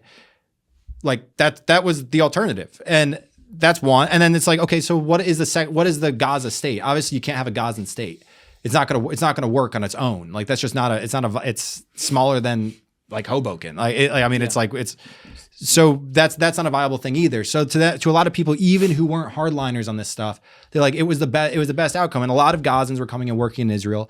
They're trying to kind of like, whatever. Yes. That's just the argument against it, right? Against like you could have the cynic, you could have the same exact, you could be a total cynic and not a cynic and reach the same outcome, that the best scenario is allowing Qatar to pass some money into Gaza. What the people in the kibbutz told me was, even ones who thought that was like that the status quo, they wanted a two-state solution. But they're like, in the short term, like the issue was no one was tracking where the money went. The money was going to missiles, it was going to tunnels, it was going to this and that. And instead of going to improving the lives of the Palestinian people, which is also true. Like, if someone were looking at this, and instead of all this money coming in from Qatar, dude, and they could have built a ton of stuff, right? And instead they chose to build, the Hamas chose to build this stuff. And but again, so in all these things, two things can be true, right? Yes. Like Israel destroying whole blocks of Gaza, whole cities and towns. Like, obviously that can be egregious, and it can also be egregious that Hamas took zero efforts to protect its people, that it put the tunnels underneath all this stuff, and then essentially let them out to die. And you can't forget too, like, Tucker has tried to like downplay the idea that Hamas is an Islamist group. Hamas is an Islamist group. I mean, it's in everything they do, and the ideology. And again, just spending weeks in the Middle East, like, you just like, religion is so important, and like, it's so different. I was thinking in Egypt, in Cairo, it's very rare in Cairo that you're walking around that you see a woman whose head is not covered, right? Imagine if here you had every single person walking around, dressed like wearing like Christian garb, right? That was how they went out in public, was they identified themselves as Christian. You'd be like, God, this is an insanely religious place. And yet for we don't apply that standard for places like the Middle East. And it's like two things can be true. And that's not even to say anything bad about them, right? I mean, I love Arab culture. I love the Middle East. I love visiting there. But two things can be true. They can have a very different worldview that's very hard for us in the West to understand, because we're like atomized, individualistic, secular people. And they're just not that. Most of the people over there. So, talking on a societal level. And Israel, similarly, a lot of Israel is secular and kind of Western and, all this kind of stuff. But also it's in the Middle East. It's a Middle Eastern culture. They see things in for them, the stuff's not hypothetical, right? I mean, they're right there. So that's just to say, like, all these different things can be true. But I do think culturally you're dealing with people with a very different outlook. And it's hard for us sitting here in America. It's like, oh, why can't you guys just all, go to college and get a job and become tech workers? It's like, well, that's not how it works. Bumper sticker. Coexist bumper sticker does not work in the Middle East. Like, you point out that there's a wide degree of differences, socially speaking, that just exist before you even start to get to the chessboard itself. Yeah, for sure. Did you ask anyone in Israel or anywhere in the Middle East about Epstein? In Lebanon, not to do an unsettled pivot, but seriously, I was like curious. In both Lebanon and Israel, I heard about it. We're gonna, by the way, I think what I'm gonna do is put out this podcast and then Sonny Faz and Beck right after this, and that is gonna be a rigmarole of a week of perspective on this. So Sonny Faz and Beck are two of my friends who I just had in, who are both Muslim. And it's funny, like, listening to, because we all use the terminology and everything, but they were breaking down like how this terminology comes across. And one of the things Sonny was talking about was like the term Islamist and where that came from. It was just they threw an ist on the end of it to make it sound like something. And it's true. But also where I'd push back on Sonny with some things is I'm like, there's also to your point, Max, like there's a degree. So if you are a member of the religion of Islam, there's a huge difference between someone who is from Albania and practices Islam, and someone who's in Saudi Arabia and practices Islam, and someone who's in Iran and practices. Like, there is there are ranges to it, and some ranges I would argue are not very viable with Western culture. Other ranges are great. Well, I'm not even necessarily talking about the viability with Western culture as much as just like a different outlook. Sure. But I think even like take Egypt or take the UAE or take Jordan. The leaders of all these places are Muslim. Like, they practice Islam. they are not Islamists. They are not trying to enact. I mean, you look at like the UAE, right? Like look at the UAE or MBS in Saudi. Like they're trying to have remove the ist from the Islam, right? They're trying to make it compatible with modern progressive societies like the West. Yeah. Yeah. So I do think I know there's a lot of Islamists, a very super political term, and you can use it in many different ways. But I do think I look. I'm not an expert on this. I don't want to. It's more complicated than just adding an ist to it. I mean, like there's political, like I can be, it's just like here. It's like, I can be a Christian and not think my Christian values should dictate the policy of the United States. I can be a Christian and I can think my Christian values should dictate the policy of the United States. It's the same exact thing with Islam. That's the issue. Well, by the way, you wouldn't be reading the Constitution, but yeah. Exactly. Dude, this is like the Justin Timberlake and Social Network. Drop the ist. It's cleaner. If he did that for rebranding the Middle East. But no, I think the pluralism point is key. Like, if you believe that a country can be pluralist with religion or culture, you sort of have to believe that if you're going to be in the West. And I think if you don't, and whether if that's innate to Islamism or all Muslim cultures or some, I think there's obviously debate there. I really think that like Ben Affleck, Sam Harris clip. Did you ever see that one on Bill Maher? Yeah, where they were talking about basically the concentric circles of Islam and to what, the jihadist group and then the Islamists and then those who are conservative Muslims who sort of support or at least justify. And how big are those circles? Because, they're extremists of every single group. Yes. But there are also some who've tamed their extremist wings more than others. And then some groups that institutionalize those more extreme wing, and they have a power. And I think that, if you look at the liberties of women in a lot of Muslim cultures, these aren't like, this isn't, it's not just Mike Huckabee or conservative Christians who have you believing that women can't vote or exercise few rights. Right. That's the reality. Female genital mutilation is common practice. The killing of apostates in certain Muslim countries. These aren't fringe things because people will be like, well, the KKK is Christian, right?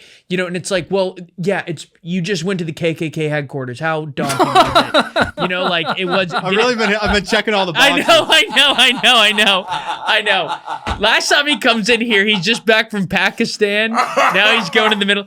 But but seriously, like you go there and it's pathetic. Yeah. Because like it's pathetic. It doesn't have political power. Yeah.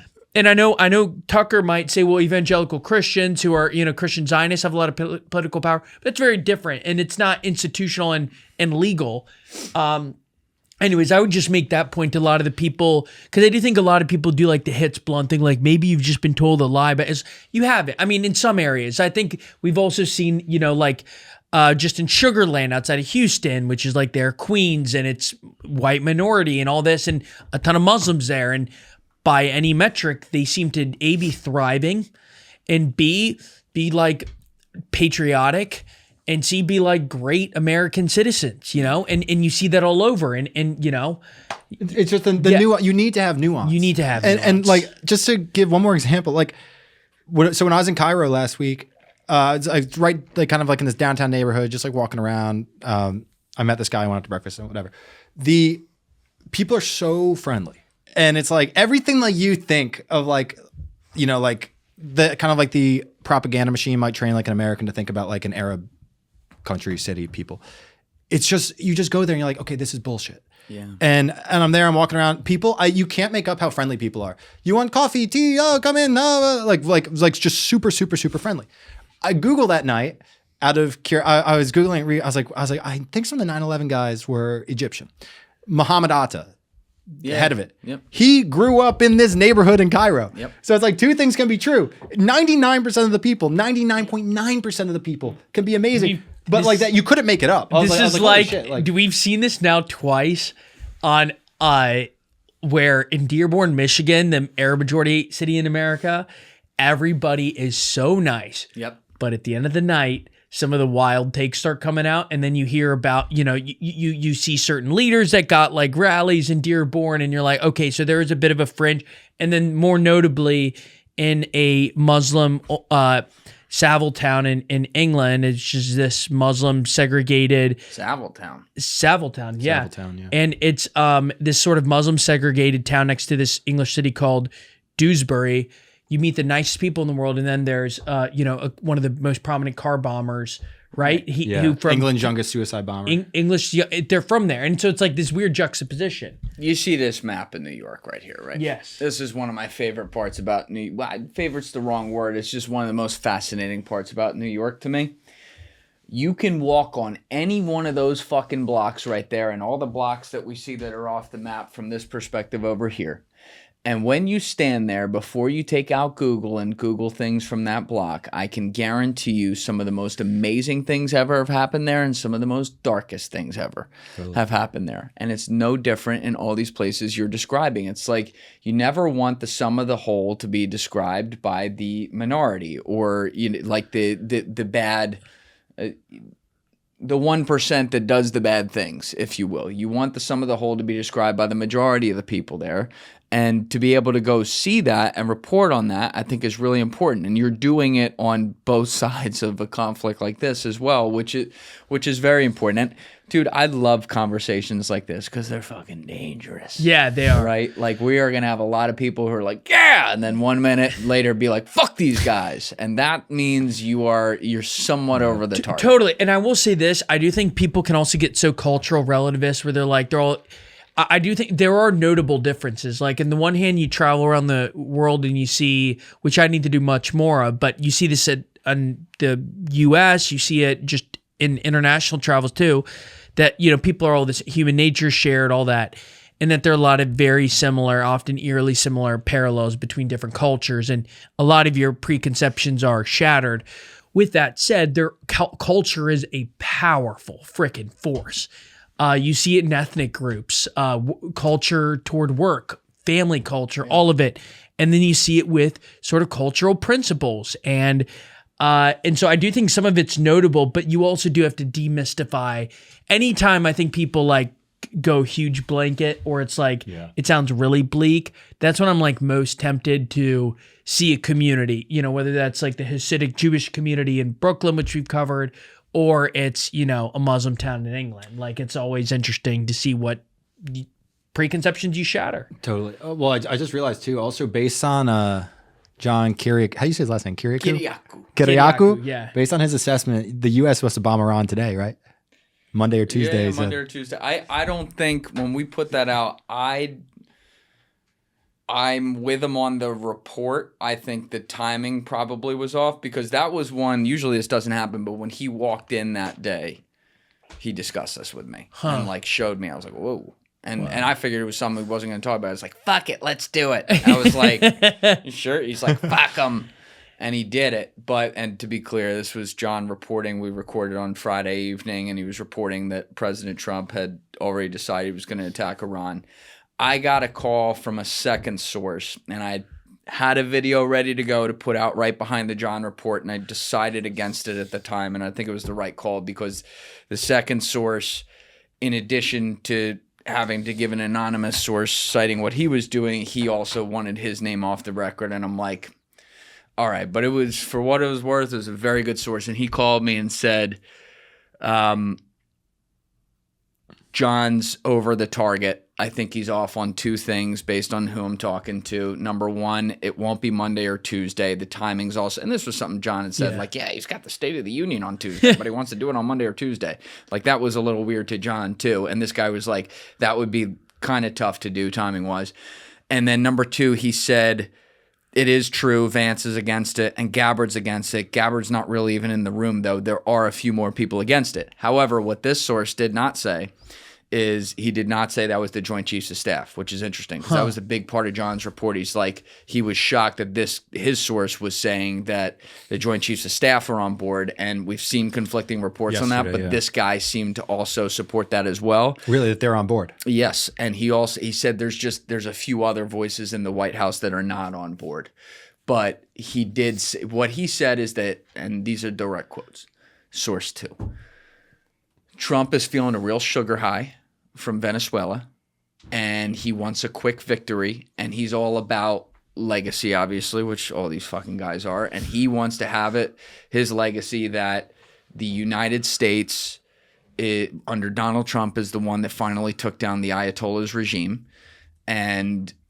this guy that I'm referring to is directly wired in to people at the White House. Like the guy who called me is directly wired the fuck in. And so when you look at everything that they have put on board and you look at Trump's posturing, including, yesterday putting out a big post specifically saying that the Joint Chiefs of Staff are on board, which would support John's reporting if he's telling the truth. I have to say that, they're going to do this. It looks like we're going to put out this episode in like a day or two. So, we're seeing this pretty live right now if you're listening to it, but they're probably going to do this. And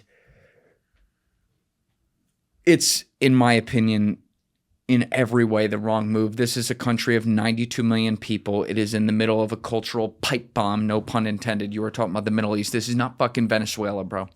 Venezuela, the whole country wanted that government gone. A lot of Iran wants that gone, wants their regime gone.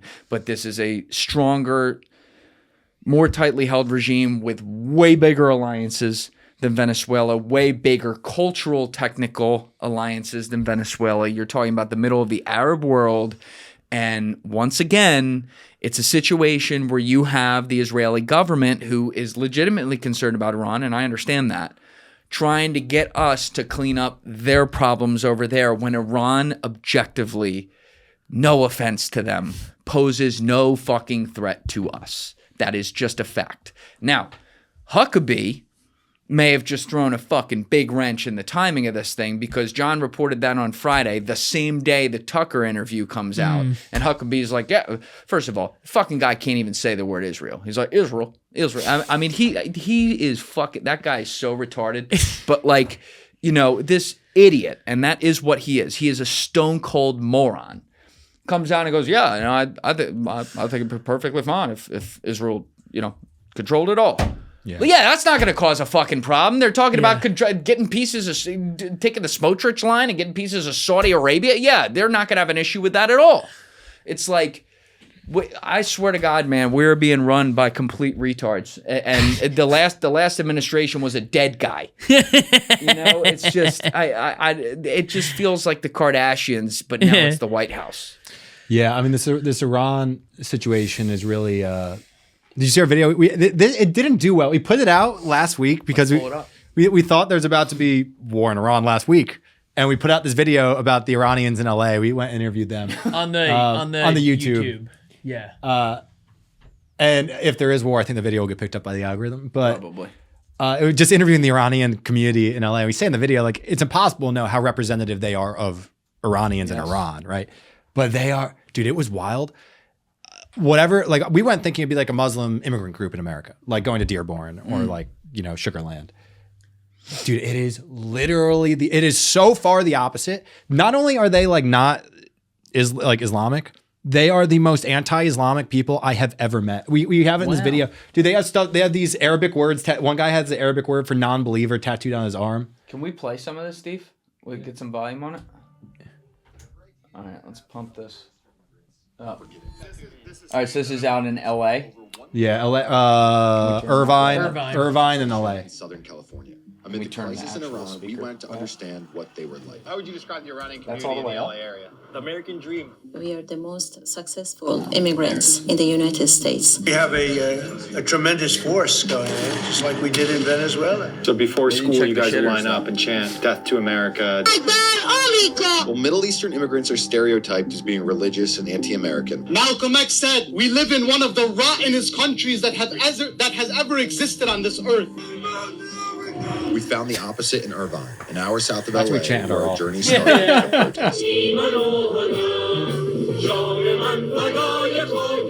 Tell me about this. Actually, now in the world, there are only two nations standing with Iranian. It's just US and Israel. There are 57 Muslim countries. None of them actually stand with Iranian.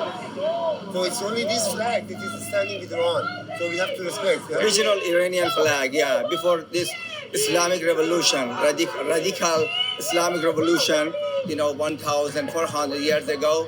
They attacked to Iran and oppressed Iran for 1,400 years. And again, 47 years ago, this was happening again. The only good Islamic Republic was the youth. They're not Muslim anymore. Because the Islamic Republic showed them the real Islam. Allah for me, is a god of darkness. Communism and Islam only is the same. The only difference is that it said Allah is God of everything, and communism said there is no God. This pro-American and anti-Islam sentiment was totally different from other immigrant communities we've encountered in the U.S. These are all Polybites now. Yeah, they are. But that's the question, right? So this is saying that I'm not. I mean, that's very clear. the question is just how much these people represent anything in Iran. The one lady we interviewed in here, she runs like a Iranian, Persian language radio show. The network, they reach millions of people, mainly in Iran. They're like dissident radio, and she insists, as does almost everyone we talk to, that the vast majority of Iranians are extremely anti-Islamic because of it's just like communism in the Soviet Union, right? The people who came here after the fall of the Soviet Union, right? Like they're radically anti-Islam or anti-communism. Yeah. And for them, that was the main thing I took away from this. I thought was interesting. They don't view Islam as a religion. Like she said, they view it. I'm talking the people we talk to. I don't know about everyone else in Iran. They view it as the state ideology, and which is very different from. It's just a different way of looking at things, right? And it is the fact. I mean, I think all the time here, like. I'm always like, if you want America to be a Christian country and you think the best way to do it is to legislate Christian laws, I can't think of a better way to discredit the religion than that. Having Trump standing up there and leading like a Christian revolution in the country. Agreed. And I think that is what happened in Iran to some extent. Now, the base of support for the IRGC and for the regime in Iran, it's essentially poor young people and people in the countryside. And what percent that accounts, like nobody knows, just straight up nobody knows. So you're just rolling the dice with whatever happens. I've talked to a lot of Iranians recently, and they all have, the ones that I've talked to all have the thing in common that they don't like the current regime and they would like to see it go. That is where the commonalities end. Yeah. Whoa. I mean, the range, like I just talked to someone the other day who would look at these people like they're out of their fucking mind. Yet they want the same thing, but the two things, the way they want it to happen, meaning these guys are supporting, United States going in and doing regime change and putting Pahlavi in charge. That's a whole separate thing. Versus like the person I was talking to in this example wants the U.S. to have nothing to do with it and wants the Iranian people to do it from within and elect their own leader, right? And there's a lot of weird stuff going on. How do they think that's going to happen? No one ever has a fucking answer to that. It's a great question. Because when I had Trita Parsi in here, who's someone who doesn't want to see U.S.-led regime change, he talked about the fact that he made an important point. He's like, in America, we always think of revolution as like that's what made this country, which is. He's like, it was amazing. What the founding fathers pulled off here was fucking incredible. He goes, look around the rest of the world though. Revolutions almost never work. Like a revolution, full-blown overthrow, like let's burn it all down and stuff like that. He's like, you have to do this more diplomatically, as painful as that is. And that's the closest thing to an answer I've gotten, which I appreciated. Doesn't mean he's right. I'm just saying that's more where he was. Yeah. I think that I interviewed someone who's on the totally opposite side recently. We did kind of a both sides of the Iran issue. Interviewed a Washington Post reporter who's held captive, and then Jason Rezian, Reziin, for like 2 years, I think. Right? Yeah, for a while. And his wife she's Iranian. He's half Iranian, but born in America. Was born in Iran. And then also a guy named Michael Rubin, who's neocon and more. Not the fanatics guy. No, not that guy. Very different. Right. No, this guy has pupil. Michael Rubin, the fanatics guy, the white party guy, he creeps me out. I don't know about you.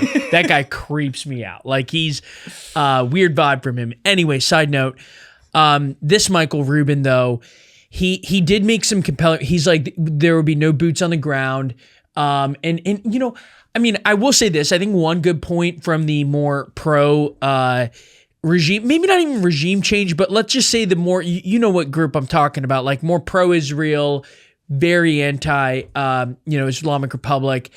They do make the good point, like where are all the protests, over tens of thousands of protesters being killed? Like in the U.S., most people don't seem to care. And I know one of the arguments is, well, it's different in Palestine because we funded a lot of the destruction and we were more tied to it. And that's a pretty fair counterpoint.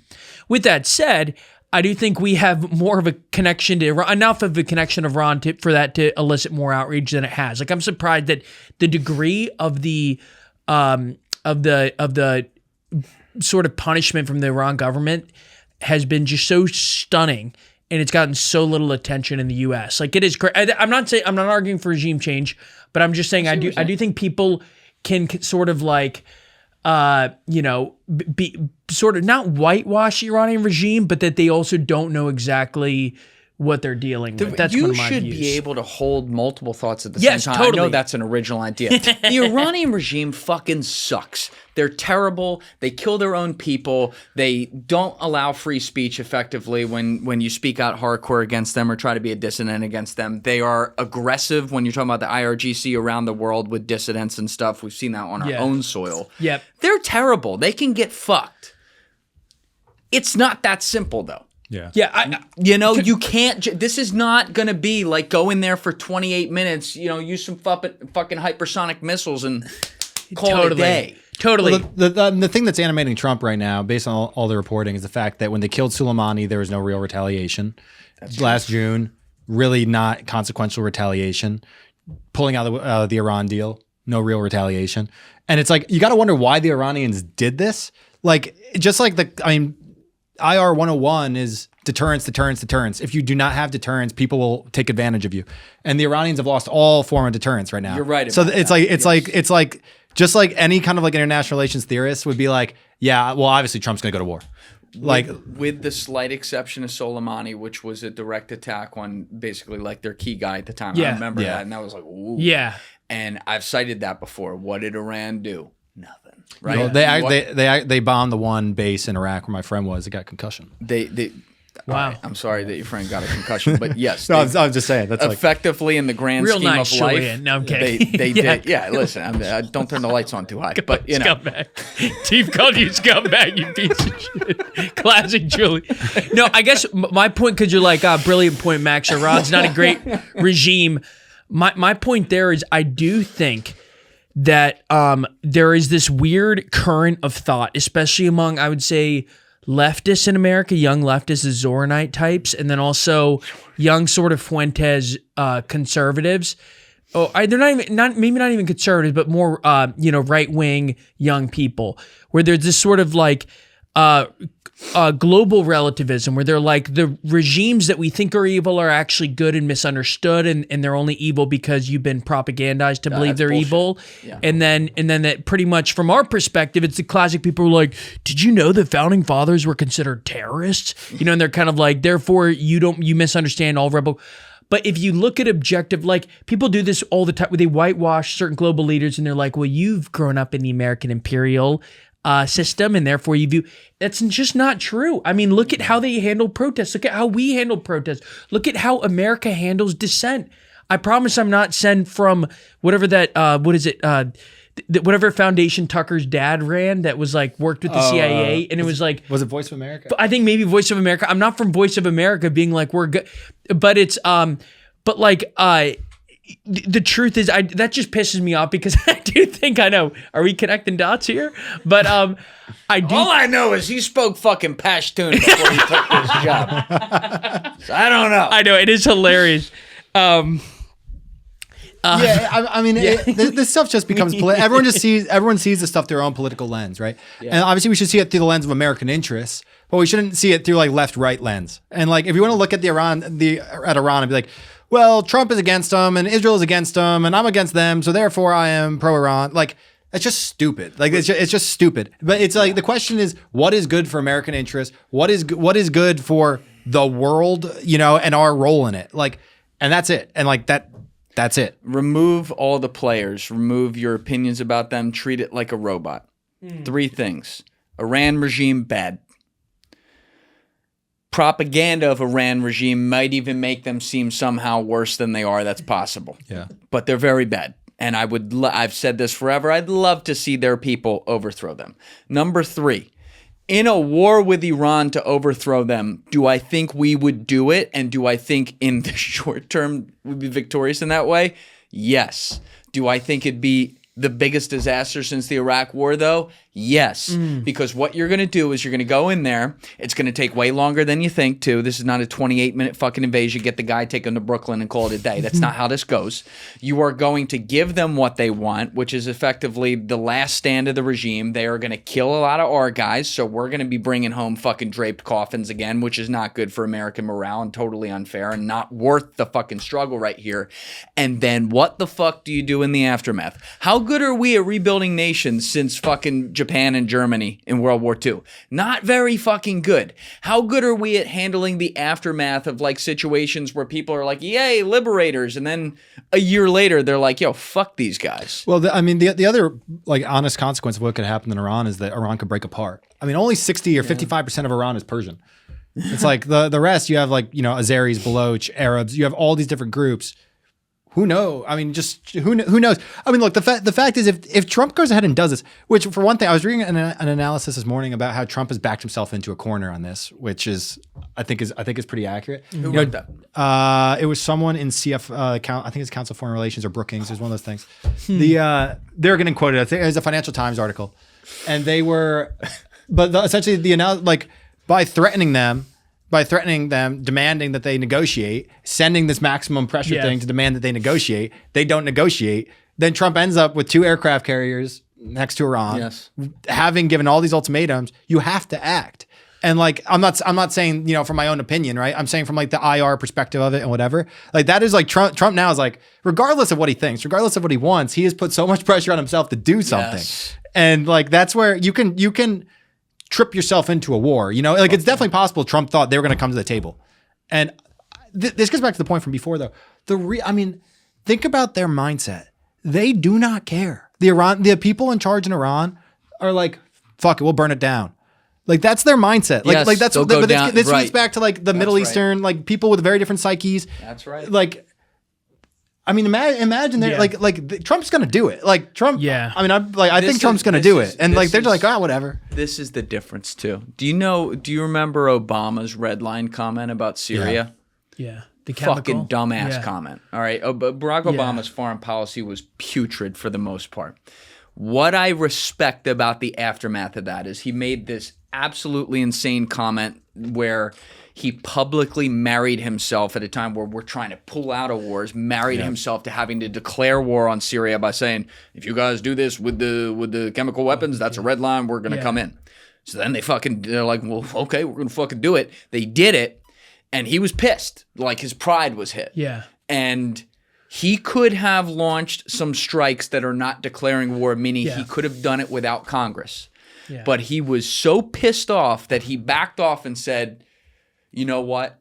I'm going to send it to Congress just so that it's done the right way. And he was actually so blind that he thought they were going to pass it. They voted like 400 to 100. It's ironic on that one instance, Obama was like, yeah, we'll let Congress decide. Right. The one time he did, and I respect it because it would have started a new war. Yeah. Do you think Donald Trump's going to do the same thing? Come on. Donald Trump. Donald Trump wants to fucking strike. He going to strike.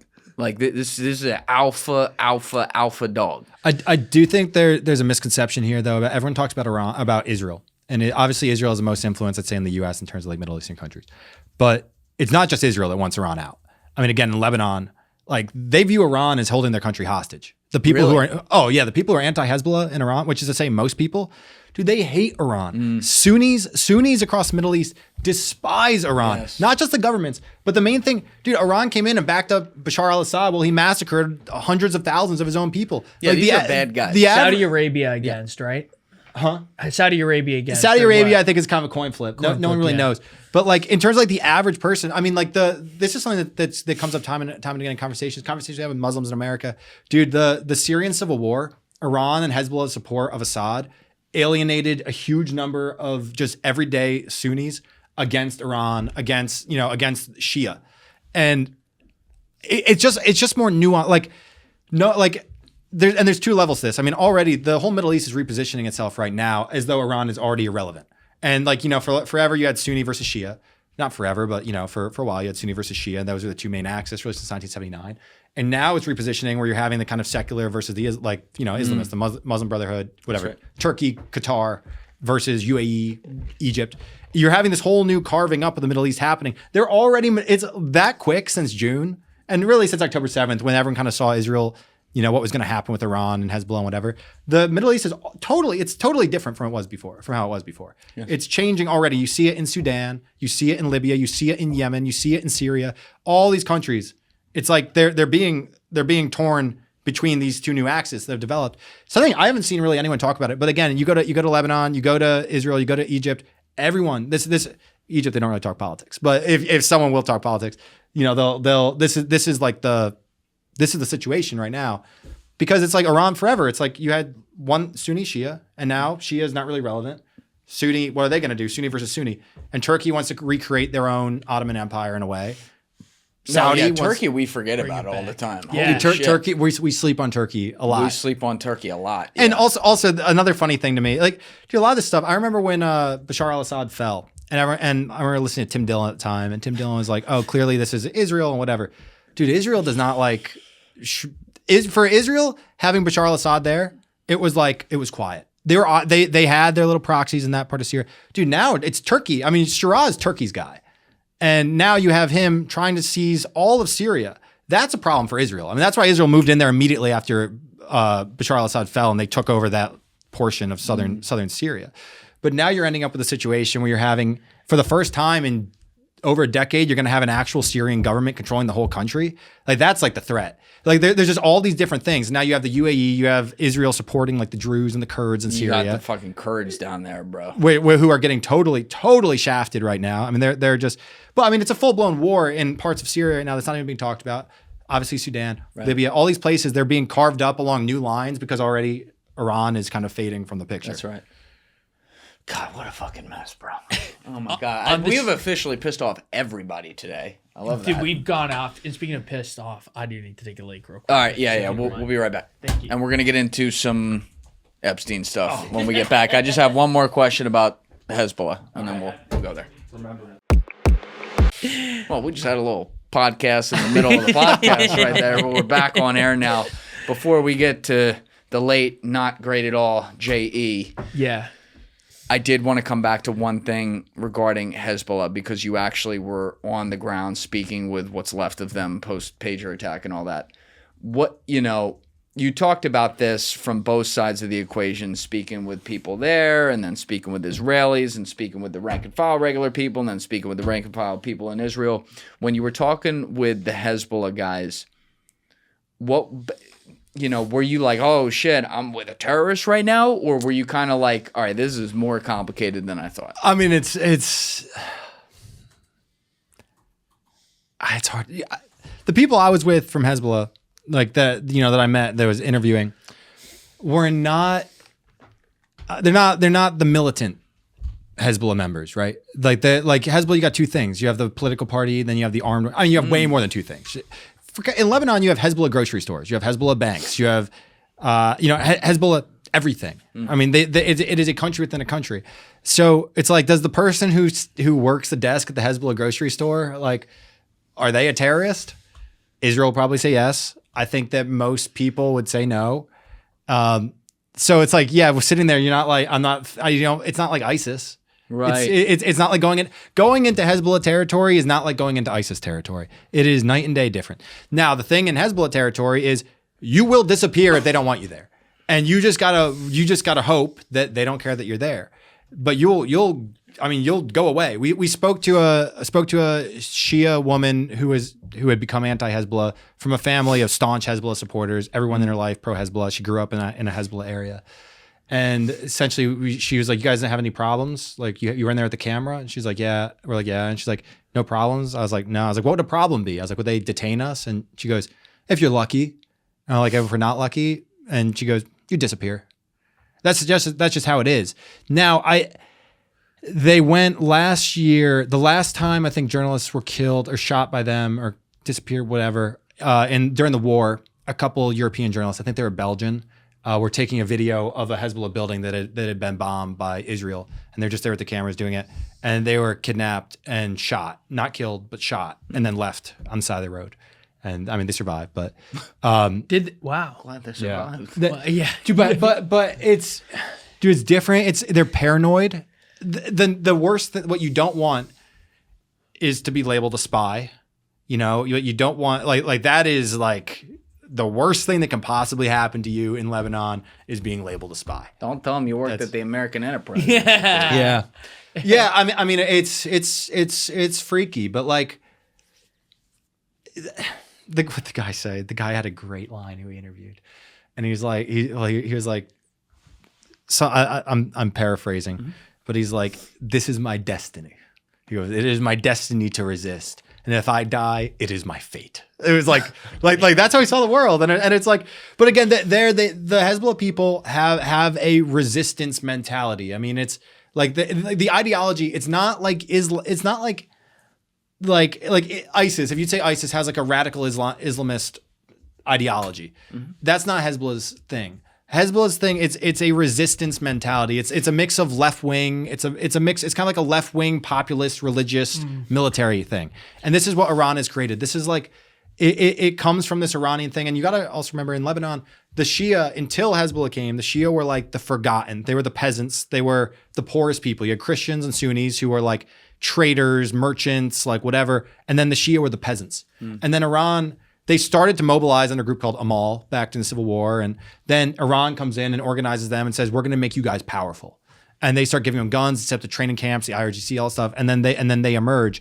And then they fight. They start blowing up like the US barracks, stuff like that. Now, it's also worth noting. So before I went, I had it in my head. So for context, in the Civil War, I mean, they killed Steve Kerr's dad. He was the president of the American University in Beirut, assassinated him, blew up the Marine barracks, blew up the French barracks. Believed they attacked the U.S. Embassy. Tons of American journalists were kidnapped back in the Civil War. Since the Civil War, there's no documented kidnapping of an American journalist in Lebanon. So it's different. They've shifted. I mean, that's not their thing. And if you think about it from their perspective, they say they were to kidnap an American journalist. Bro, Trump is going to go fuck them up. Like that's how they see it. Like it's not worth it. It's like, and that's why being an American can be a huge liability, but it can also be an asset, I think, in a lot of places. It was interesting. It's very different from what you would think. Hezbollah, what it was like before versus now, I can't say the difference. I don't know what it was like before, but Hezbollah is much less visibly present now than they were before. I know that much. And like I said, we didn't have any issues, thank God. I think if you were very, very I think 9 times out of 10 you wouldn't have any issues. I think that it is possible that the wrong person sees you and whatever, and you have issues. Well, I'm really looking forward to these documentaries. How many are there going to be? I think it's 12 altogether. 12? You shot 12 we got a series. There? Yeah, we were there for 2 weeks and we did 12. Tried to do one a day. Holy shit. Yeah. So I think 4 from Lebanon, 3 from the West Bank, 5 one from with Israel. you taking mushrooms inside the pyramid. And that's the secret. That's for the Substack subscribers. Paid premium content. My God. All Dude, right. the pyramids, that's a whole other. Yeah, that's not even good. We're going to be stuck on that for a long time if we go there. But okay, so we're recording this on Tuesday. This will go out, I think, on Thursday. So that means those docs are probably still to come. Yeah. So everyone check those out. And if you're watching this right now, we have this collab. So you can subscribe to Roca hitting literally right on the title of the video itself. The content is absolutely great. So, all right. We've been holding it off all day. Story man of the hour for all the wrong reasons. Jeffrey Epstein. I got to tell you guys, I have obviously been covering this case a lot. It is the biggest story of my lifetime, I think, but for all the wrong reasons, obviously. You know, I've studied it religiously since 2019, and yet when this latest tranche came out on January 30th, it blew my mind. I mean, I knew this was the worst thing. I knew it was total depravity. I knew there were all kinds of powerful people involved. I knew there were all kinds of governments involved, people above government. I knew that. It's beyond even what I knew. I mean, what was your reaction?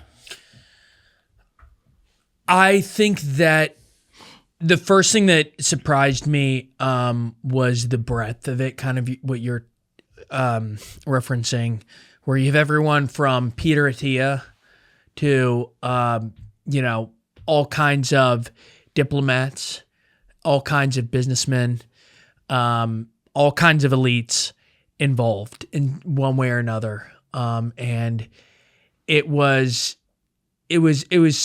sort of stunning to see, all all the post-conviction interactions, and that jumped out at me. And now there are some, kind of stories we're following right now that I think are important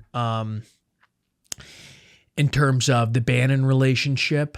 I guess my big thing in the larger Epstein discourse that we're focusing on is we're a news company. So we try not to play the theory game.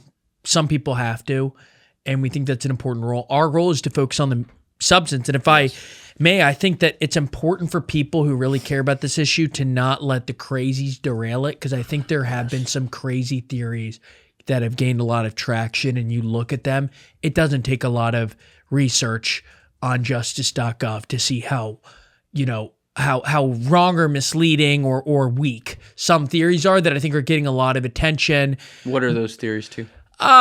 DiCaprio eating kids, They're saying DiCaprio?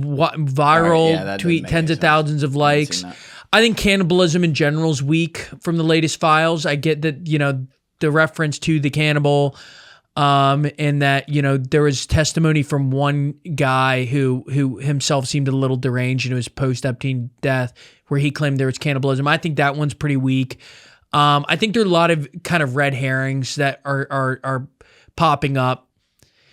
So I think that is where you can, but I think there are some aspects that deserve, if you want real change, if you want heads, you have to be adherent to facts. Yes. Because otherwise, I think you made a great point. I think like Howard Lutnick, I think that if I were, now the problem is the guy in the White House does also have kind of a complicated relationship with Epstein over the years, where you hear on the one hand, he's his best friend, and Virginia Giuffre comes from Mar-a-Lago, and you also, he's regularly calling the pad at the Palm Beach house.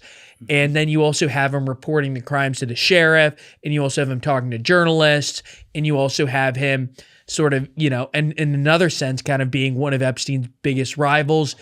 So you have, like, he is a complicated, but Howard Lutnick, I thought you made a good point. Like, why does he still have a job? I think he lied in such an obvious way about his relationship with Epstein. I think we have gotten to this point of like, not caring enough to issue real world consequences. And for some people, you need criminal proceedings. For some others, you just need adults to step up and go, you're fired. You should not be a leader in a country having kept ties and lied about ties with a guy like Jeffrey Epstein. So I guess, I don't know. There's so much to talk about. I don't know, Frost, what you would say were your initial thoughts and kind of where you are now. Well, I'd say thankfully I was in the Middle East for most of the stuff. Yeah. So I was taking it from a distance. Coincidentally. Yeah. Coincidence? No. Yeah. I don't know. I mean, to me, someone like Howard Lutnick, it's just ridiculous. It's just absolutely ridiculous. I mean, to lie about this, it's obvious that the Trump administration's policy with everything is to never show weakness. And if you fire someone and you force a resignation, you're showing weakness, and you can't do that. The fact that Pam Bondi still has a job, like all these people, I mean, it's just discrediting to the entire government. Beyond that, I mean, I don't know. I read the stuff. I read obviously all the pizza references, the grape soda references and everything. And you're like, what the fuck is going on here? The jerky.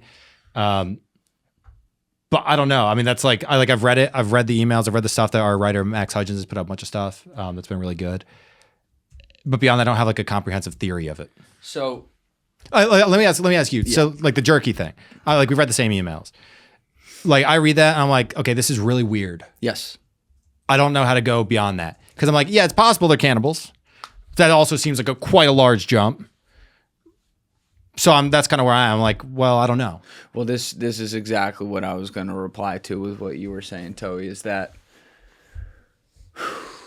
there are things that in the past, even as it pertains to this case, if people had brought it up, I would have been like, come on, get the fuck out of here. Please stop. Like the crazies are taking over. It does not mean that all those things have now happened though. Yeah. And people want to run with that. However, there are things, and I have to admit this, that in the past I would have dismissed and ruled out that on a 0 to 100 probabilistic scale, I can no longer say are 0. I cannot say cannibalism is at a 0. Do I think it's at a 90%? No.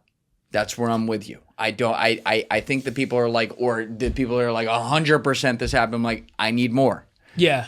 But what's in those other 3 million documents that they're holding back? Why is Tim Brennan? I tend not to trust people from fucking Congress and government, so let me put a big, asterisk on this. But why are people like Tim Burchett, who have seen some of those files, throwing around terms like cannibalism and stuff like that? You see these people talk, and you're right. The Jerky thing could be a lot of stuff. There was a guy I cited on the Kiriakou podcast, Steve. Can we look it up? Epstein, Jerky documentary. It's like Dr. Something Reacts. I really appreciated how this guy broke down the emails because he didn't draw any conclusions. He just said, here's the emails, here's what they're saying, here's all the references to Jerky. It's weird. Dude, I will say part of this, and at the end of the day, you have to pursue truth. And so even if it makes you nauseous, I like reading the discourse around pizza, for example, where on the one side you have people saying, well, almost all of it was in conversation. Like most of the pizza references were Epstein talking to his urologist, and therefore pizza and grape soda in those contexts were referring to medicines he was taking for like STDs and other things, and most of the pizza references when you break it down. And then you read other ones and it's not as convincing, and so all of a sudden you just sort of feel nauseous having to do the due diligence for this story. I also do think a lot of the people who show up to Congress, I mean, there are, a few of them have certainly changed their tune dramatically in the last 3 years, and there, are hundreds of millions of dollars at stake. But it's also true that I think that some people who are so micro-focused on this story are missing the larger picture. And what's that? The larger picture being over that from not having a college degree, taking classes at NYU, to becoming the most trusted tax estate planner in the world and getting however many million dollars from Leon Black alone, and getting the most expensive townhouse in Manhattan for $1, and being friends with Ehud Barak and 2 presidents. That journey is bizarre. And there are just so many profound oddities about the Epstein case. And I'm still I don't know what to make of it. I really don't. I know that might sound, like everyone's kind of expected to have a theory. I don't. I really don't. Like parts of it lead to, yes, there are evil people and they have some friends who may or may not know the extent of their evil, and they kept up affiliations for one reason or another. Maybe they didn't want to have an explosion, a public fallout, whatever. Or maybe they were deep in it. And then there were other parts like the Ghislaine Maxwell, of all people, his companion is the daughter of Robert Maxwell. Of all people. Of all people. And it's like, in the connecting and his line to Putin, and what do you make of that one? I just don't know what to make of it. Well, he was connected. What's clear, Dave Smith actually had a really good tweet on this that I'm not even saying I agree with, but it's a very interesting point to put out there. And he said, I used to think Jeffrey Epstein worked for Mossad. I now wonder if Mossad worked for Jeffrey Epstein. Yeah. I'm not there, but he draws a good point in the sense that it is very, very clear. It is crystal clear that Israeli intelligence is involved with this. Walks like a duck, quacks like a duck. It's a fucking duck, and that's an issue.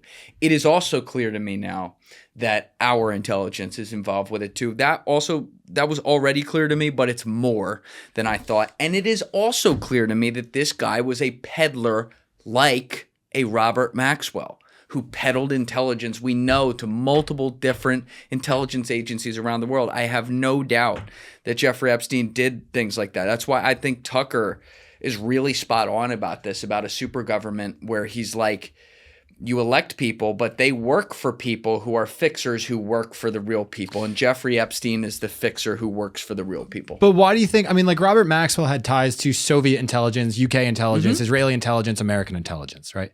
I don't know about ties to American intelligence, but the first certainly 3. The other 3. Yes. So then why, don't you think they share intel? Don't you think they just find these people and like, I don't understand the thing of being above them. I've heard Tucker's supranational stuff.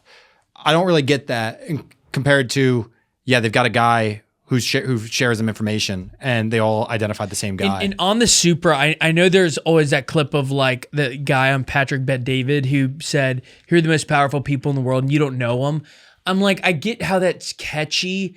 I don't know if I buy it.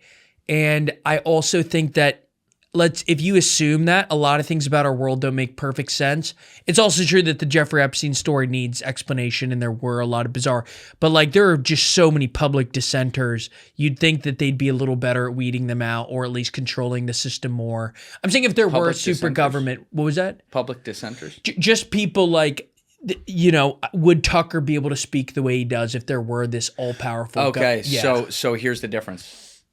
The world has changed in the last 2 years drastically. You couldn't talk about this 2 years ago. If I put the word Epstein spelled incorrectly in a title, boom, demonetized. We've talked about this. You can go back to episode 39 with Mike Spear. We've talked about this case, and that video is demonetized, by the way. There was a real lid on this, and what happened is the volume of people rose so large and the story got so out of their control. These people that used to think they could just run the world without any of the little people bothering their order of business at all, finally got caught with their hands in the cookie jar, that they can't put a total lid on this anymore. The world has changed. And the fact is, and this is just the fucking 500-pound elephant in the room. You have a guy who was associated with Israeli and American intelligence for sure. For sure. That is, at this point, if someone does not say that as a baseline, I can't really have a conversation with them about the case because they haven't studied the case. And we now have 3 million files that are, it's locked away in violation of federal law, by the way. We're never going to show it to people. We have files that protected people who are tied to these intelligence organizations, and now they've had to unredact some of those things because they got caught doing them. And the fact of the matter is, when you put this all into context with the fact that the Israeli government has had an awful PR campaign for over 2 years now, to where basically the entire world is against the government and what they're doing there, they ain't like that no more with shutting people down. I could have put out a video 2 years ago. Remember Mr. Beast used to do those videos where when he was young where he would just say the same word, fucking, I'm going to say this word 100,000 times. Yeah. I could have done a video where I was like, fuck Biden, fuck Biden, fuck Biden, like over and over and over and over again, and it would have, maybe done 1 million views or something like that. But if I had said that and replaced the word Biden with Israel, you'd never hear my channel again. That is not the case today. That is not the case. You have people who, there is such a volume of people speaking against their actions that they cannot put a lid on it. And sometimes, and this is the fucking 6D chess play, sometimes I wonder if that's the idea. Well, I mean, we ran a 3-part or 4-part series on Epstein back in 2021 on Instagram. It got over 100,000 likes across, and we were a smaller page then. We probably had like 600,000 followers. Mm-hmm. And it was just about essentially, the argument for why Epstein likely was murdered. But it got out there. That's it. Did you get to the intel stuff? Honestly, it was 2021. I can't remember. But it got out. I mean, I think we covered Acosta. We definitely got to that stuff. I just said like when I look at it, again, I just don't know. And I haven't gone through it nearly as closely as I will at some point. But isn't it? It's definitely, to me, when I look at it, I don't see evidence. I haven't yet seen evidence that the most egregious things, that the child sex trafficking stuff to all these powerful people happened. What I have seen evidence of is that a lot of people coming to him for prostitutes, coming to him, trafficking other kind of women. Is that different? I mean, I don't know. Like to me, like the whole, you have this there thing. Were kids in those trafficking. Huh? There were kids. It's in the emails. He was trafficking young kids too. It's in the emails. Fuck yeah. What's it say? They're not even the ones in code. I got an 11-year-old. I got a 13-year-old. The stuff that Michael Tracy forgets how to read. Well, wasn't the Howard Lutnick one, wasn't that him talking about his own kids when they That's different. I'm not even referring. That was disgusting to me, but like that's different. There are literally emails of them going back and forth talking about this. And then, Steve, can you pull up the email of Jeffrey Epstein saying, "I'm that guy," about the movie? Just, this is all you need right here. Well, yeah, Can you put it up on the screen? Can we? Yeah. He's going to. He's trying to find it. Where he's like, where's the other one? God damn it! I thought this was it. I'm sorry. The other one where he literally says, "I'm that guy." Hold on. Can you go back? I'm just trying to read that again. Oh, this email made my blood boil. It's like you couldn't even write this in a movie. He's like, I almost fell over because I'm that guy. She had no idea I'm that guy. And it's from this same time. We got to find that email. December 20th. Epstein right now. So a friend of a friend Skyped me because they wanted some advice. She said she was working. I just had an Epstein survivor in that chair, by the way, too. Really? Who was trafficked to that island. Damn. Yeah. This is a case. This is left and right. It is the most bipartisan case of my lifetime. They're guilty. Yeah. And it is such a fucking red line that makes my blood boil when people cannot go look. Like when I talk to other people in my life who are like, all right, I'm like, you know what? I get it. You're going about your daily life. You don't have time to look into this like I do, but like, please read some emails. Please just go look at the depravity of what this guy was doing. Listen to the people who survived it and are brave enough to talk about it. It's beyond the pale to me. My question that I come back to is I feel the outrage about getting some justice, getting some heads to roll. But my question is whose? You know, you have to start with actual, targeted. It's not enough to say like, we need the system to fall. Like if we want justice, I always wonder, who do you start with? Like, is it Bill Gates? Well, to my understanding, I don't think Bill Gates went to the island. I think he kept close ties and went to the townhouse a few times in Manhattan. I just always wonder like who goes down and in what order, because I think that my thing is that the collective outrage I think is totally legitimate. It's absurd that, this was blocked up for so long, but like you do have to be tactical in terms of who to go after. All right, looks like we're getting another picture up. Wait, but I do want to hear your thoughts on that. Like, who do you go after in what order? You go after the people that are clearly implicated in this. But you go after the people that start with the ones that already have witness testimony all over them. I shout out to the UK for at least arresting Andrew. It's over probably the Al Yamama deal and not this yet, but that involves Epstein. But you start with the people who are clearly implicating themselves in here. You start with the fact that you have a guy who was listed as a fucking co-conspirator in the documents and covered up for, like Les Wexner, who's fucking in the emails going back and forth with this guy who gave him all his money inexplicably to a fucking college dropout. You start with the people who were trafficking these girls through modeling agencies. Some of them apparently are already dead because they unalived themselves and stuff like that. But you go and dig into the case like you would dig into any other case, and you don't protect people simply because they pay the right people and are very wealthy. I am with you, Max, that like my instant reaction, right? Like I'm an emotional guy first, and you see some of it coming out right now. I train myself to be logical. Yeah. I usually don't lose it on camera. I've lost it a few times since this case has come out, and I make no apologies for that. But like, I have to train myself to get it all out, which is usually on a phone call to someone close in my life, and then pace around, calm down, and look at the logic. Yeah. Okay, so now I'm calmed down. Yeah. And I'll look at the logic now after my little freak out. And the logic is that there is significant evidence against a lot of people who happen to pay all the right people who are wealthy that has been covered up, and that needs to be uncovered up. And we are talking about the most basic fucking thing that everyone should be able to agree on here, which is that you don't abuse anyone, but you especially don't abuse kids. So the fact that they are not, that Bondi has said they're not going to bring any cases about this already. Yeah. Are you fucking kidding me? Shut the fuck up about the Dow. Yeah. The Dow.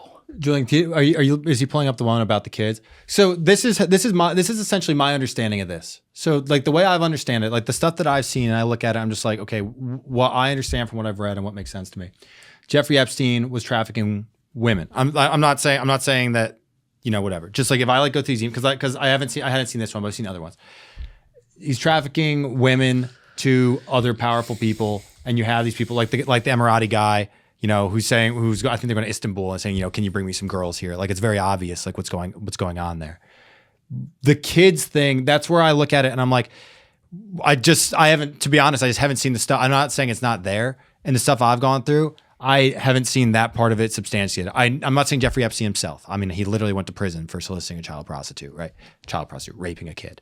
But, you know, in terms of the overall thing of the cabal of these people, you know, taking their turns with these children, I have not seen that substantiated. I'm not saying it doesn't exist. I'm not rejecting it. Read the emails. But I mean, like I said, I've gone through a bunch of them. I haven't. There. I cannot. But Julian, no like, I always think that with some of this, like, I hate Bill Gates.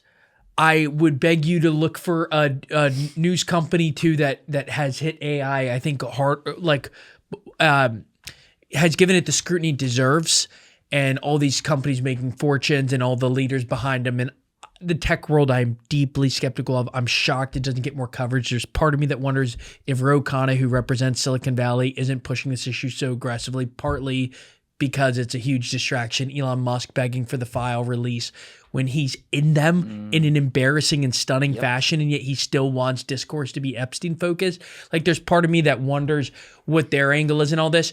But I'm also like, I looked at all the Bill Gates stuff, all of it, and I can't pin him, and I imagine prosecutors can't pin him to a crime. Should he be societally canceled? That's another question, because he's associated with this guy. He got divorced over this relationship, and people warned him about Epstein. So maybe on a societal level, we start to look at Bill and Melinda Gates Foundation or the Bill Gates Foundation and just go, okay, this is no longer a treasured thing. Maybe he shouldn't be speaking at all the Emirati summits or Davos or or the what's it called, Sun Valley.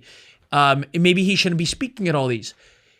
But is Bill Gates criminally implicated? I bet Les Wexner, I don't know. I bet he would be. Leon Black, I bet he would be.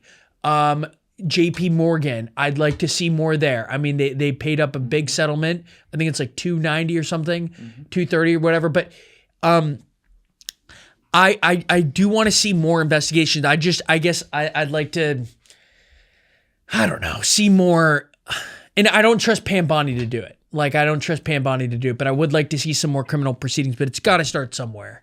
It has to start somewhere. And to be clear, there's some powerful people that are fun to talk about because we hate them for a lot of reasons, and we hate the fact that they're associated with the guy, where right now we don't yet have evidence that could say definitely it was with a 15-year-old or something like that. Yeah. And off the top of my head, maybe people in the comments can correct me if they found something in the emails, but like Bill Gates is a guy that I cannot say right now is someone that we have any proof that he was with a 15-year-old or something like that. There's a lot of smoke around it, I'll say that, but there are other people like Prince Andrew where we absolutely do. But like with Bill Gates too, it's like even the Russian prostitute STD, that was an unsent email from Jeffrey Epstein to Jeffrey Epstein. Do I believe it's true? Well, that's everyone's judgment. Right. I tend to think it's compelling. I mean, Bill Gates, we know, cheated on his wife. Yes. That was known. Melinda was very concerned about his Epstein relationship. And that's quite a detailed thing to type to yourself if there's not some substance to it. So, like, to me, everyone can draw their own conclusion on that one. I think he's guilty. But like with the underage, that's where I'm like, I mean, also those Russian girls, I think, has the FBI looked into how they were procured and what they're, I don't know. So they would go get 15, 16-year-olds from over there. Yeah. Like, so I think there's a lot to look into, and I think Pam Bondi's handling it poorly. I was surprised at how much of Trump world was caught up in this.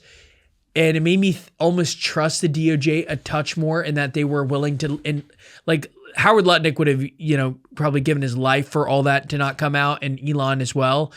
But still, I would like to see all the files out, Yeah, Nancy Mace, who's been one of the few brave people on this, going after it, tweeted out last night that they're not releasing the rest of the files because it would implicate intelligence matters. And kudos to her for doing that. No shit, Sherlock. But I appreciate someone like in her position saying that publicly, but it's like, with who? Yeah. Who's it implicating? Yeah. And why is that such an issue? Yeah. And it's because if there's one thing in society, there's people who have come back from the homicide, in some cases. But if there's one thing that if it's written in stone, you are not coming back from, it's being a pedo.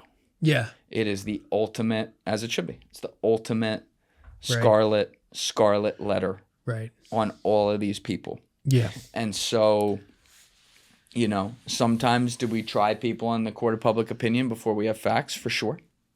And that's not fair. But it is the ultimate blackmail weapon.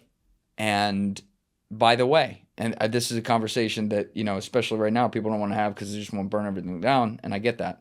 But like, are there guys who are probably sitting on hard drives in probably fucking Tel Aviv that show proof that they had sexual relations with an underage kid and had no idea when they were doing it that was an underage kid? Yeah, I have no doubt about that. But their proof won't matter.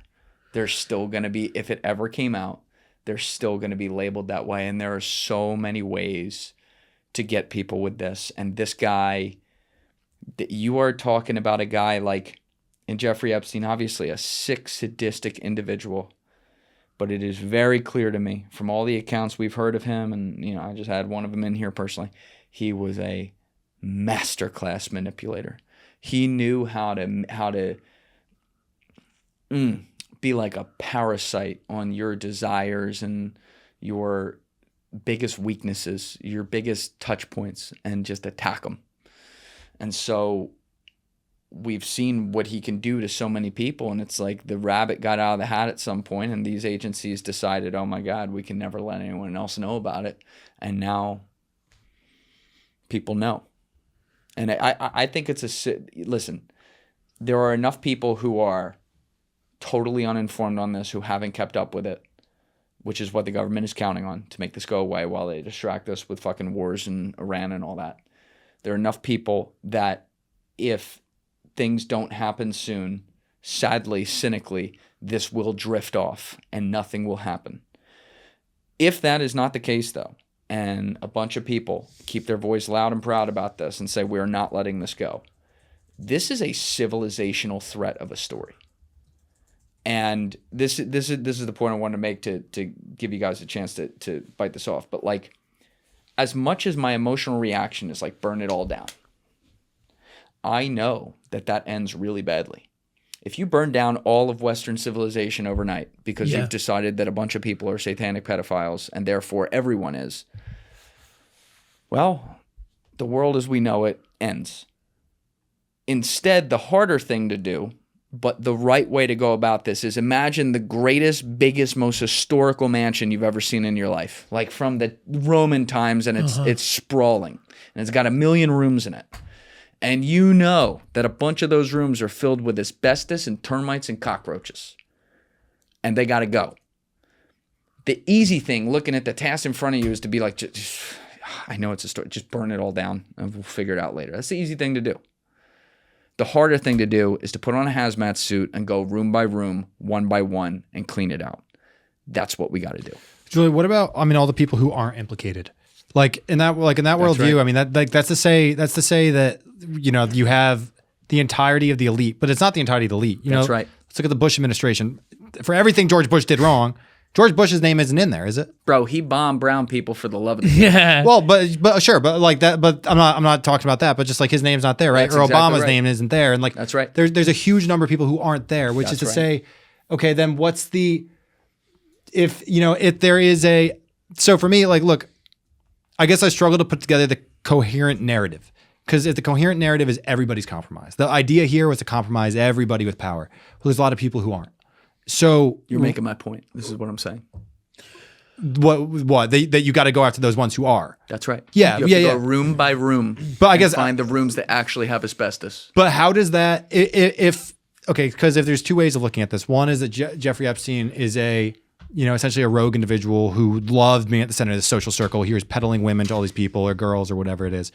For the love of, let's just say, if you're saying George Bush is bombing them for the love of the game, Epstein's doing this for the love of the game, right? If that's one worldview, and then the other is that it's a concerted effort to blackmail everybody, right?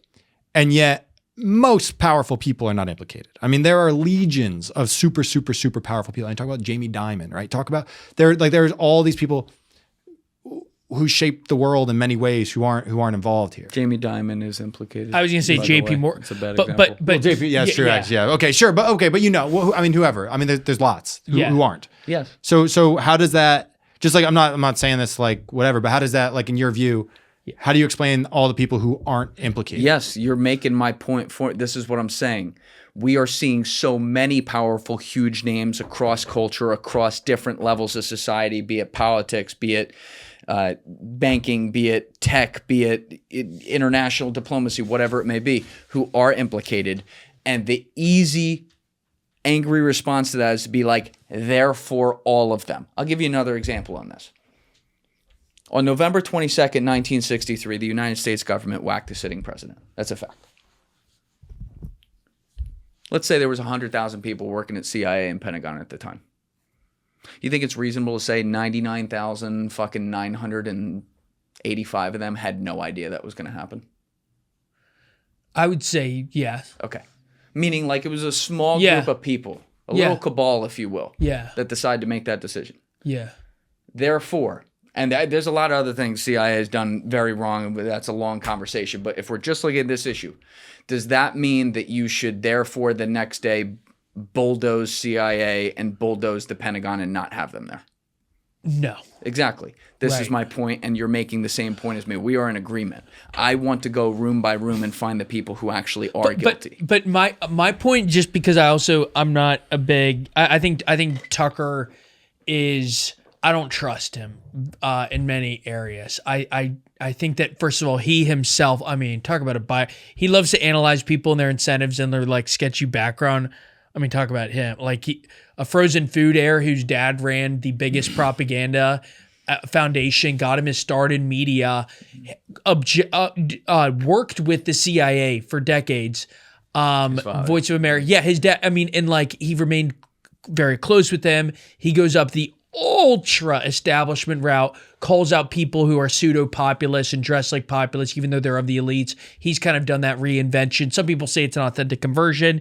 You can sort of read the man for yourself and his biography for yourself and see when he made the pivot. It was after Fox News and getting fired and all that. There are a lot of things about his biography where I just do not trust him. I do not trust him.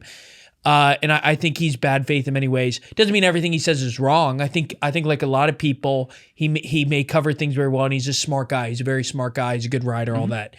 But when he talks about this super government, I'm like, I then start to read American history through that lens. And on the one hand, it's unfalsifiable. Like if that's your worldview, you can probably justify every event through that lens. You can say, well, they planned it this way, and yeah, they wanted you to think it wasn't really one of the. But I'm still like, really, you would have picked Trump of all the leaders, like to come out. Now you make the really good point of the world has changed. So that to me is an interesting theory where like this entity may have had more authority 20 years ago or 60 years ago. I'm of the belief that the CIA used to be a lot more treacherous in the like 60s and 50s. I think they were a lot more emboldened. And it's harder to pull some of these things off these days. I guess my entire point there is like Frost said, like Obama. I mean, Catherine Rumler, the top lawyer in the White House. That doesn't mean Obama's implicated. Exactly. It doesn't mean he. That's right. Surprisingly, Biden pretty clear. I mean, like Hunter, all that crack and no Epstein. But he, like he had, like in Bush, the Bush is pretty safe. So you have a lot of people, and I know people will say, well, some in their orbit were caught, but still, the meat of the operation wasn't. So I'm like, I still think there's a group like this Larry Summers, Bill Gates, across Harvard, Davos. Like I do think there's something there. I am not saying there's not. And again, we've covered this story since the beginning of Roca. Aggressively. You can look at everything from our memes to the number of times we've covered it as a deep dive, all this. My point in that is there's a ton to this story. I just am still like, I still feel like it might be, I just haven't personally pieced it together. And I'm stuttering over my words just because I want to like have some theories, and every time I think it's it, I just feel like you have to have a really good case before you launch it, and I'm still like stuck in that spot of like piecing it all together. When I had John in here the other day, The third hour of that podcast, number 388, is essentially me and, John's looked at this case for a long time. And now there's new information and stuff. He's looked at some of it. But it's just the third hour really shook me afterwards because much of it is essentially me narrating emails and looking to John, whose head was just turned to the screen like this with his hand like this. And John Kiriakou, the man who... he never runs out of things to say. The first 2 times I ever had him here, they were both 2 podcasts apiece. He was sitting there for 6 hours, and I had to stop him. He was speechless. He was genuinely speechless. I knew this was bad. I have talked about how bad this is for a long time. I've talked about how much deeper this may go than we think for a long time. This is worse than even I imagined. Yeah. And you are absolutely right. This and it's not a popular thing to say, and I don't care. I won't just say the popular thing to say. Burning everything down at once is not the answer, because there are plenty of also people who might, if you want to use the sake of argument, who might be really bad people. Right. Dick Cheney was a really bad guy. Dick Cheney's not in these files. Yeah. Right now, he's also dead now. But think of the people who are alive, right? That's where you have to say, even the people I don't like, if there's not a there, then don't create one, because that's where they win. That's where the people who pull the strings win. They want you to believe everything without evidence so that they can discredit you. And that's why I get really firm on the stuff that very clearly does have evidence. Can you find the email, the one you're talking about with the kids on that guy? Or is that this one? By the way, as we look for that, the number of tech people in the email surprised me. If you want to talk about By the way, it is that I was frantic earlier reading this. It is that, let me read this again, Max. It is that bottom email right there. I want to read this slowly. Okay, yeah. Because I read this too fast, but this is damning. It's from December 28, 2018. A friend of a friend Skyped me because they wanted some advice. She said she was working on a sex trafficking movie. She said she met this really beautiful girl that used to be a sex slave for a guy with a private island. She met this pilot/girl at Burning Man. I asked her if she had ever met Epstein. She said she hadn't, and I said, yes, you have. She almost fainted. So it sounds like Epstein's sending this to a woman, to a woman he was trafficking. I believe I had seen somewhere he was talking to Masha Dragovich. Who's that? She was I don't really know what to call her. So actually, huge shout out to Sean Ryan and their team, because this was a fucking unbelievable call. He recorded a podcast with Masha Dragovich, who's this Russian dissenter, Putin, who's involved in a lot of shit. I actually have to look more into her, to be perfectly honest. But he records this podcast with her maybe a year ago, 8-9 months, something like that. And, Sean just had a gut. Something's off. Something's wrong here. Never tells anyone, never puts it out. She comes out in the emails as not only being tight, because then he asked her on camera about Epstein, because after the emails, he put it out for people so they could see it, where she denies really knowing Epstein much at all. She talked with him a couple times, but whatever. She was one of his main fucking people. She's one of the most cited people in the emails. She's talking with him about racial supremacy and getting DNA tests, and then only having parties with people who match a 98%, in this case, Jewish blood or more, so they can procreate together because they're smarter than everyone. And she was extremely, extremely tight with this guy. And Sean had an inkling that something was off, and he never ran the episode. And that is a God tier level fucking gut feel. So shout out, Sean. Sorry, Julian, do you think all these people, I'm just asking, this is not a leading question, just out of curiosity. Do you think all the people who he corresponds with were involved with the sex trafficking? No. Absolutely not. And that's not, people want to believe that. The problem is, I'll give you a personal example. Lawrence Krauss is sat in that chair. Yeah. Lawrence Krauss, and I asked him about it when he was here. I got connected to him through another guest on the show, brought him in here, and when he was coming in, I'm like, we already knew at the time he was friends with Epstein, but Epstein funded fucking everyone in the Edge Foundation. I'm like, whatever. So I asked him about it, and he answered it. It was quick on the podcast. He was kind of flipping about it. But he was he came in and funded stuff. We take money from people that fund stuff. He was very direct about it. And we got along well. 7,500 emails. Wow. Trying to get Jeffrey Epstein on the Joe Rogan Experience after he went on himself in 2017. the chances of him not knowing something are low. Does that mean he's guilty? No. 7,500 emails. 7,500 emails. That's a lot. Okay? That's a lot. Like Catherine Muller had fucking... 1,100. Had 11,500. I know, dude, what was she doing all day? But your question is exactly what you should be asking journalistically. The thing is, when you're so caught up with this guy many times post-conviction, you have to be like, it's just the burden of proof is on you to prove that you didn't know. But yes, maybe in a social setting, but in a criminal setting, that's why like the proof. To me, I have like a laundry list of stuff to look into. I still think his tech ties are crazy, especially in later stage Epstein. Like the number of people, one area, like if you look at presidents, it was actually like, you know, I mean, Trump and Clinton, but again, Obama, Biden, Bush, pretty clean. But 40, if you look at the wealth list, it's pretty surprising. It's pretty surprising how many of like the tech people are implicated or at least involved. So to me, like Les Wexner is on my line of like the people who need a closer inspection. Steve Bannon. Oh my goodness. I mean, that interview. Well, I was gonna say, what's your guy? I haven't watched it. What's your guys' take on the Steve Bannon relationship? Well, he's rehabbing Epstein and trying to get him through the system. Now, to what you know, Steve Bannon also seems to have like this weird streak of wanting to be a villain. So maybe this was, I think the most, ironically, the most generous reading is he wanted to be like an edgelord and get involved with that. I think though that the degree to which, I saw an interesting read that the Epstein belong intelligence line, because that wasn't Alex Acosta on a mic. That was a senior White House aide saying Acosta said it, and that they now think that maybe Bannon originated that. And that basically he deserves a closer inspection. I mean, if you're his PR guy down the stretch, that's pretty wild. Is this dented Bannon standing with his audience? Yeah. I would think so. It should have. I mean, he talks about the global elite all day, and he's working, like, advising. That is insane to think about. I think Leon Black. How about Leon Black's? You just want to talk about optics. Leon Black's, and by the way, sons are not guilty of what their father is, but from an optics perspective, these allegations have been out against Leon Black forever, and his son works in the administration. It's like, dude. Yeah.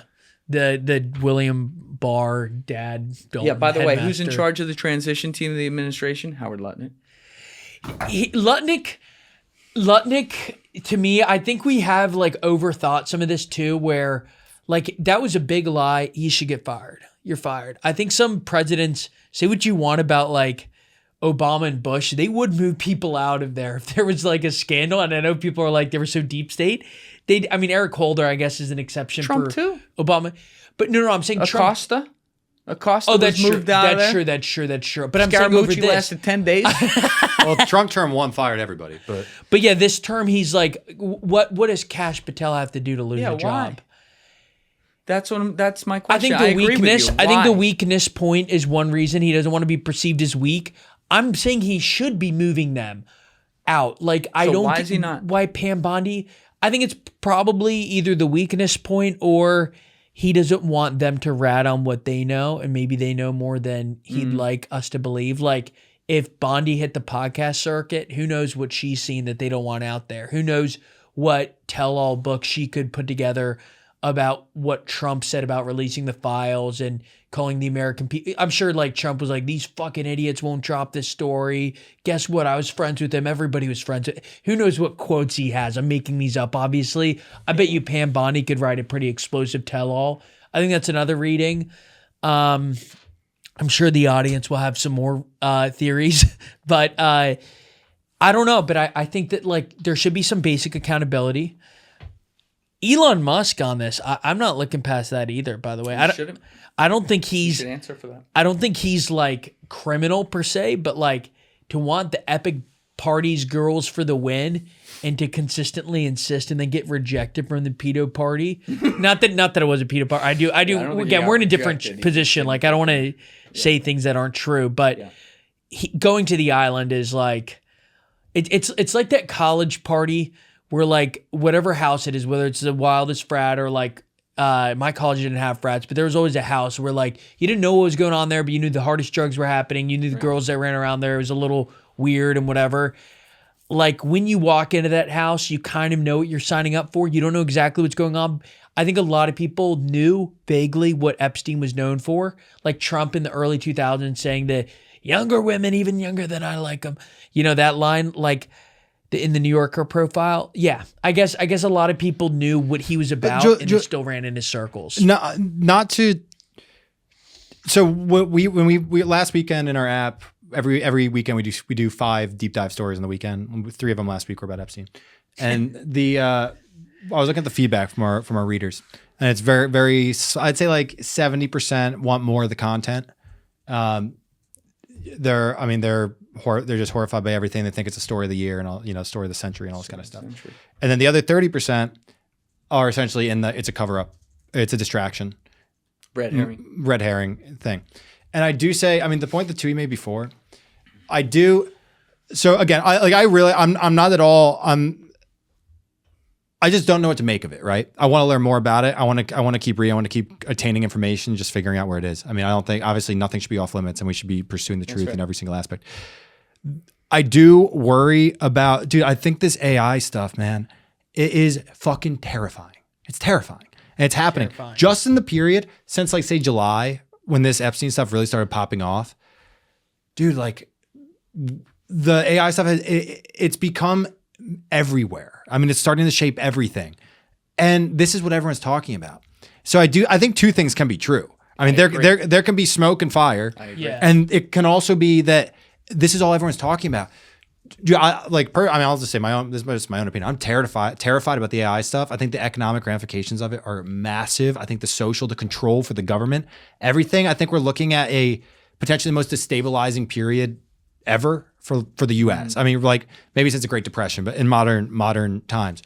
And instead, people don't talk about it. And it's just to me, it's like, and I know a lot of people think if you put it up on YouTube, it's going to get censored and everything, which I definitely, certainly one video we did not do well. So put AI in the title. Yeah, it's done, dude. It's fucking done. Here's why I'm kind of that opinion of, well, 2 opinions. As we just said, we did a little 600%, or we bet 600 on Epstein stories last weekend. Like, we're going to keep covering this. You have to walk and chew gum in our business, especially when Trump's president. There are 15 million stories going on at once. I think that so these stories shouldn't be competing. They're separate. Mm-hmm. I do get skeptical about why RocaNews. Why weren't they clamoring about this in Biden? Oh, listen, I don't give RocaNews, Thomas Massie, and Nancy Mace, I will admit, because of how hard they're going in on this, they are a separate entity for me. That is a separate thing. But don't you think they may have their own motives? Like, I don't doubt that, like, Nancy Mace, I look at her record and how little I trust her and how, like, full of shit she seems in the reports from Go watch her in the Tommy G documentary about Epstein 4 or 5 months ago.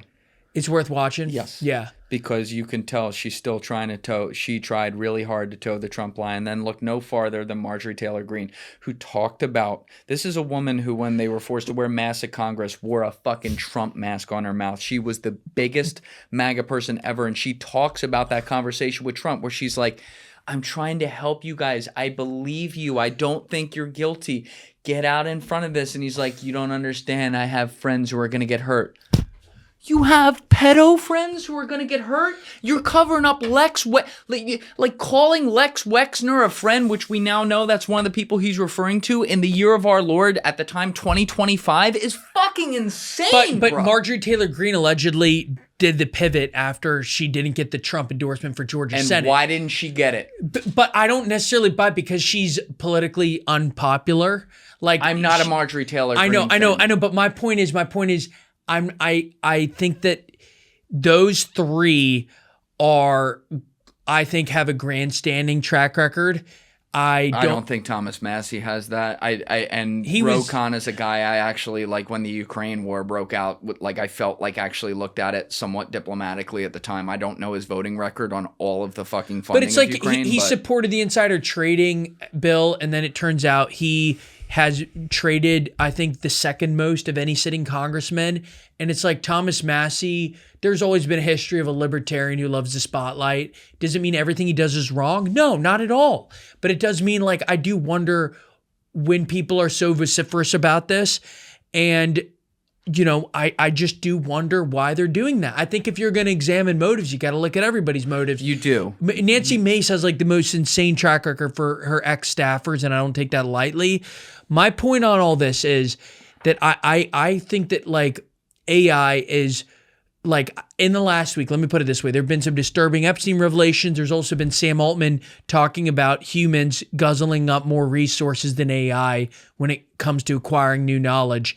And that comes on the heels of him saying in 2015, he thinks that AI will end humanity, but a lot of great companies will be created in the process. That's the CEO of Anthropic, Dario, who also himself has this weird track record of talking about AI destroying humanity. I mean, and we're like, I think that to me is more top of mind personally. I think both are massive stories. And I do wonder about those pushing this aggressively. Everything is a distraction for everything, bro. The potential war in Iran here is a distraction for Epstein, which is a distraction for AI, which is a distraction for some other fucking government takeover. Everything is a giant circle and a distraction. And I agree with you. You have to look at everything. And the soup du jour is whatever the moment is. And some people know more about other things than some other things. But like, yeah, I'm not going to let this go. No, fair. So, like, it is so black and white at this point. And again, there's some stuff that is not at the worst end of the spectrum that I'm rooting to not be true, by the way. As much as I hate Epstein, I'm not rooting for it to turn out to be like, yep, there was cannibalism. I'm not rooting for that. But like the fact that I can't rule that out reading this stuff should shake people to their core. Yeah. And it's just, God, this one is really fucking... Yeah. Yeah. I mean, look, I don't know what Donald Trump's, the full extent of his relationship with Jeffrey Epstein. I've defended him in the past as it pertains to Jeffrey Epstein and things that he did out in front, talking to Brad Edwards, the victim's attorney in fucking 2007 and going on the record, being the only guy who would do it.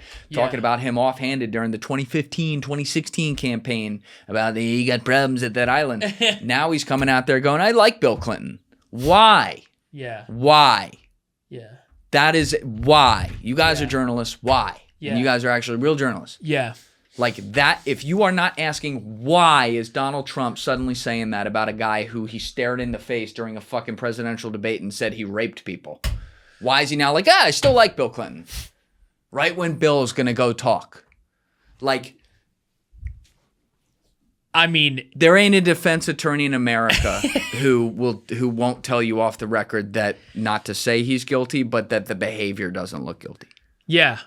I mean, Trump is not someone, if I were a defense attorney, I would not want him as my client personally, no matter how much he pays you, because a lot of what he does is inexplicable. I don't view his moral track record as favorable even before all this. No. So like, I'm not a Trump defender by any means, but yes. No, I mean, Trump has the power to release all the files. It comes down to him. It's not Pam Bondi. It's him, right? So it's clear, but like, that's it. I mean, so what's going to take to get him to do something? Nothing.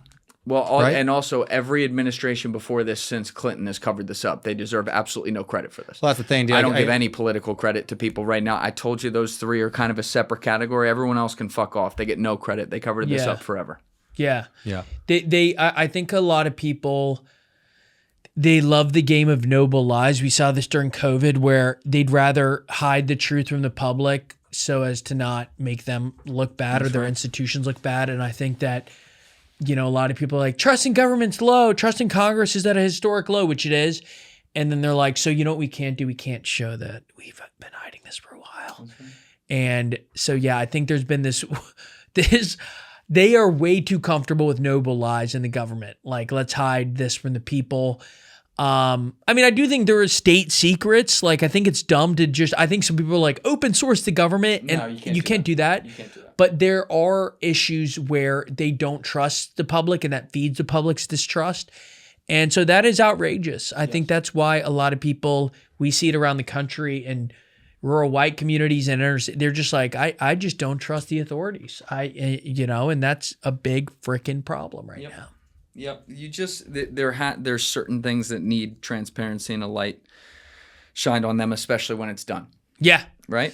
And this stuff has happened. We cannot change that it happened. Yeah. But we can try to prevent it in the future, and we can try to prevent the environment that allowed this to happen. And anyone who's involved should be called out on that. You know?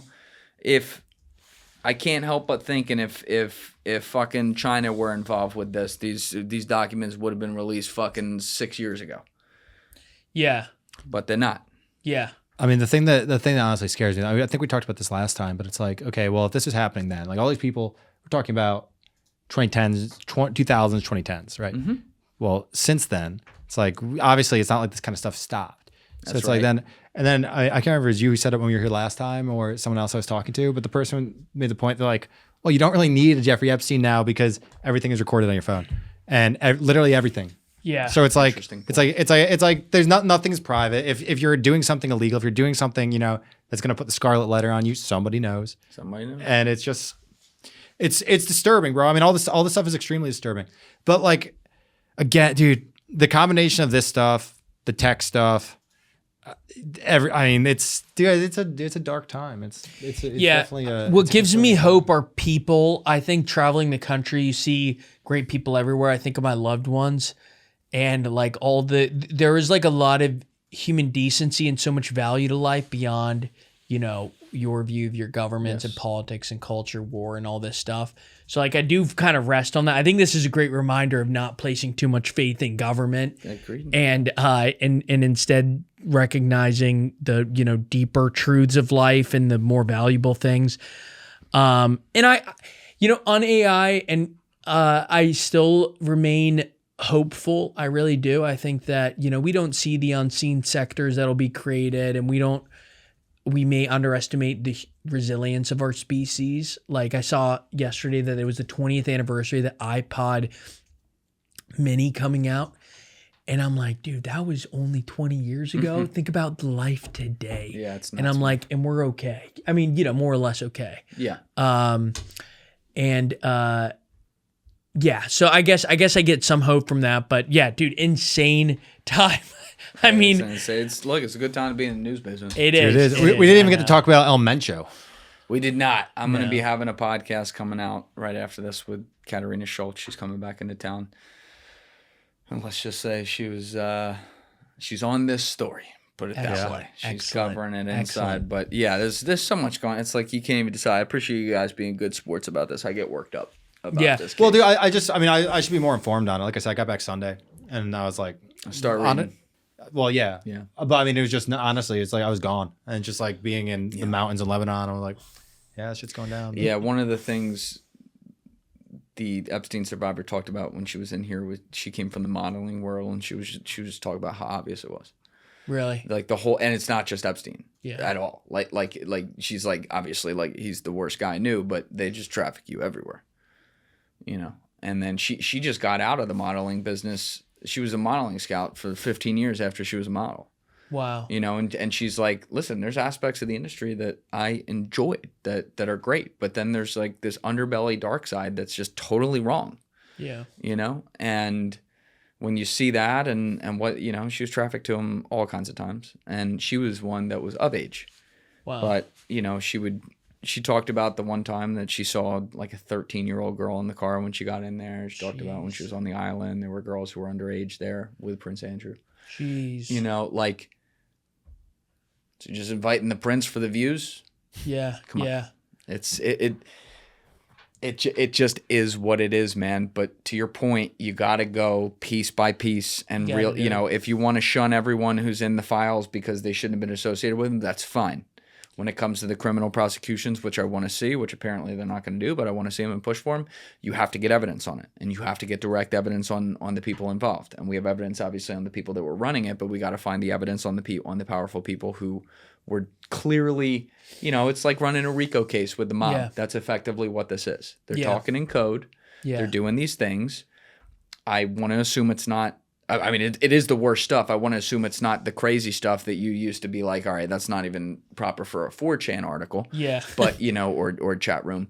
But I don't know. I mean, you got John Kiriakou going, yeah, I used to rip everyone for fucking Pizzagate who would talk about it. Like, what are you doing? And now it's like,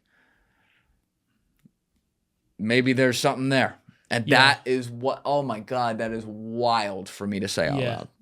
Yeah. Wild to say out loud. It's like not even comfortable to say out loud. But here we are.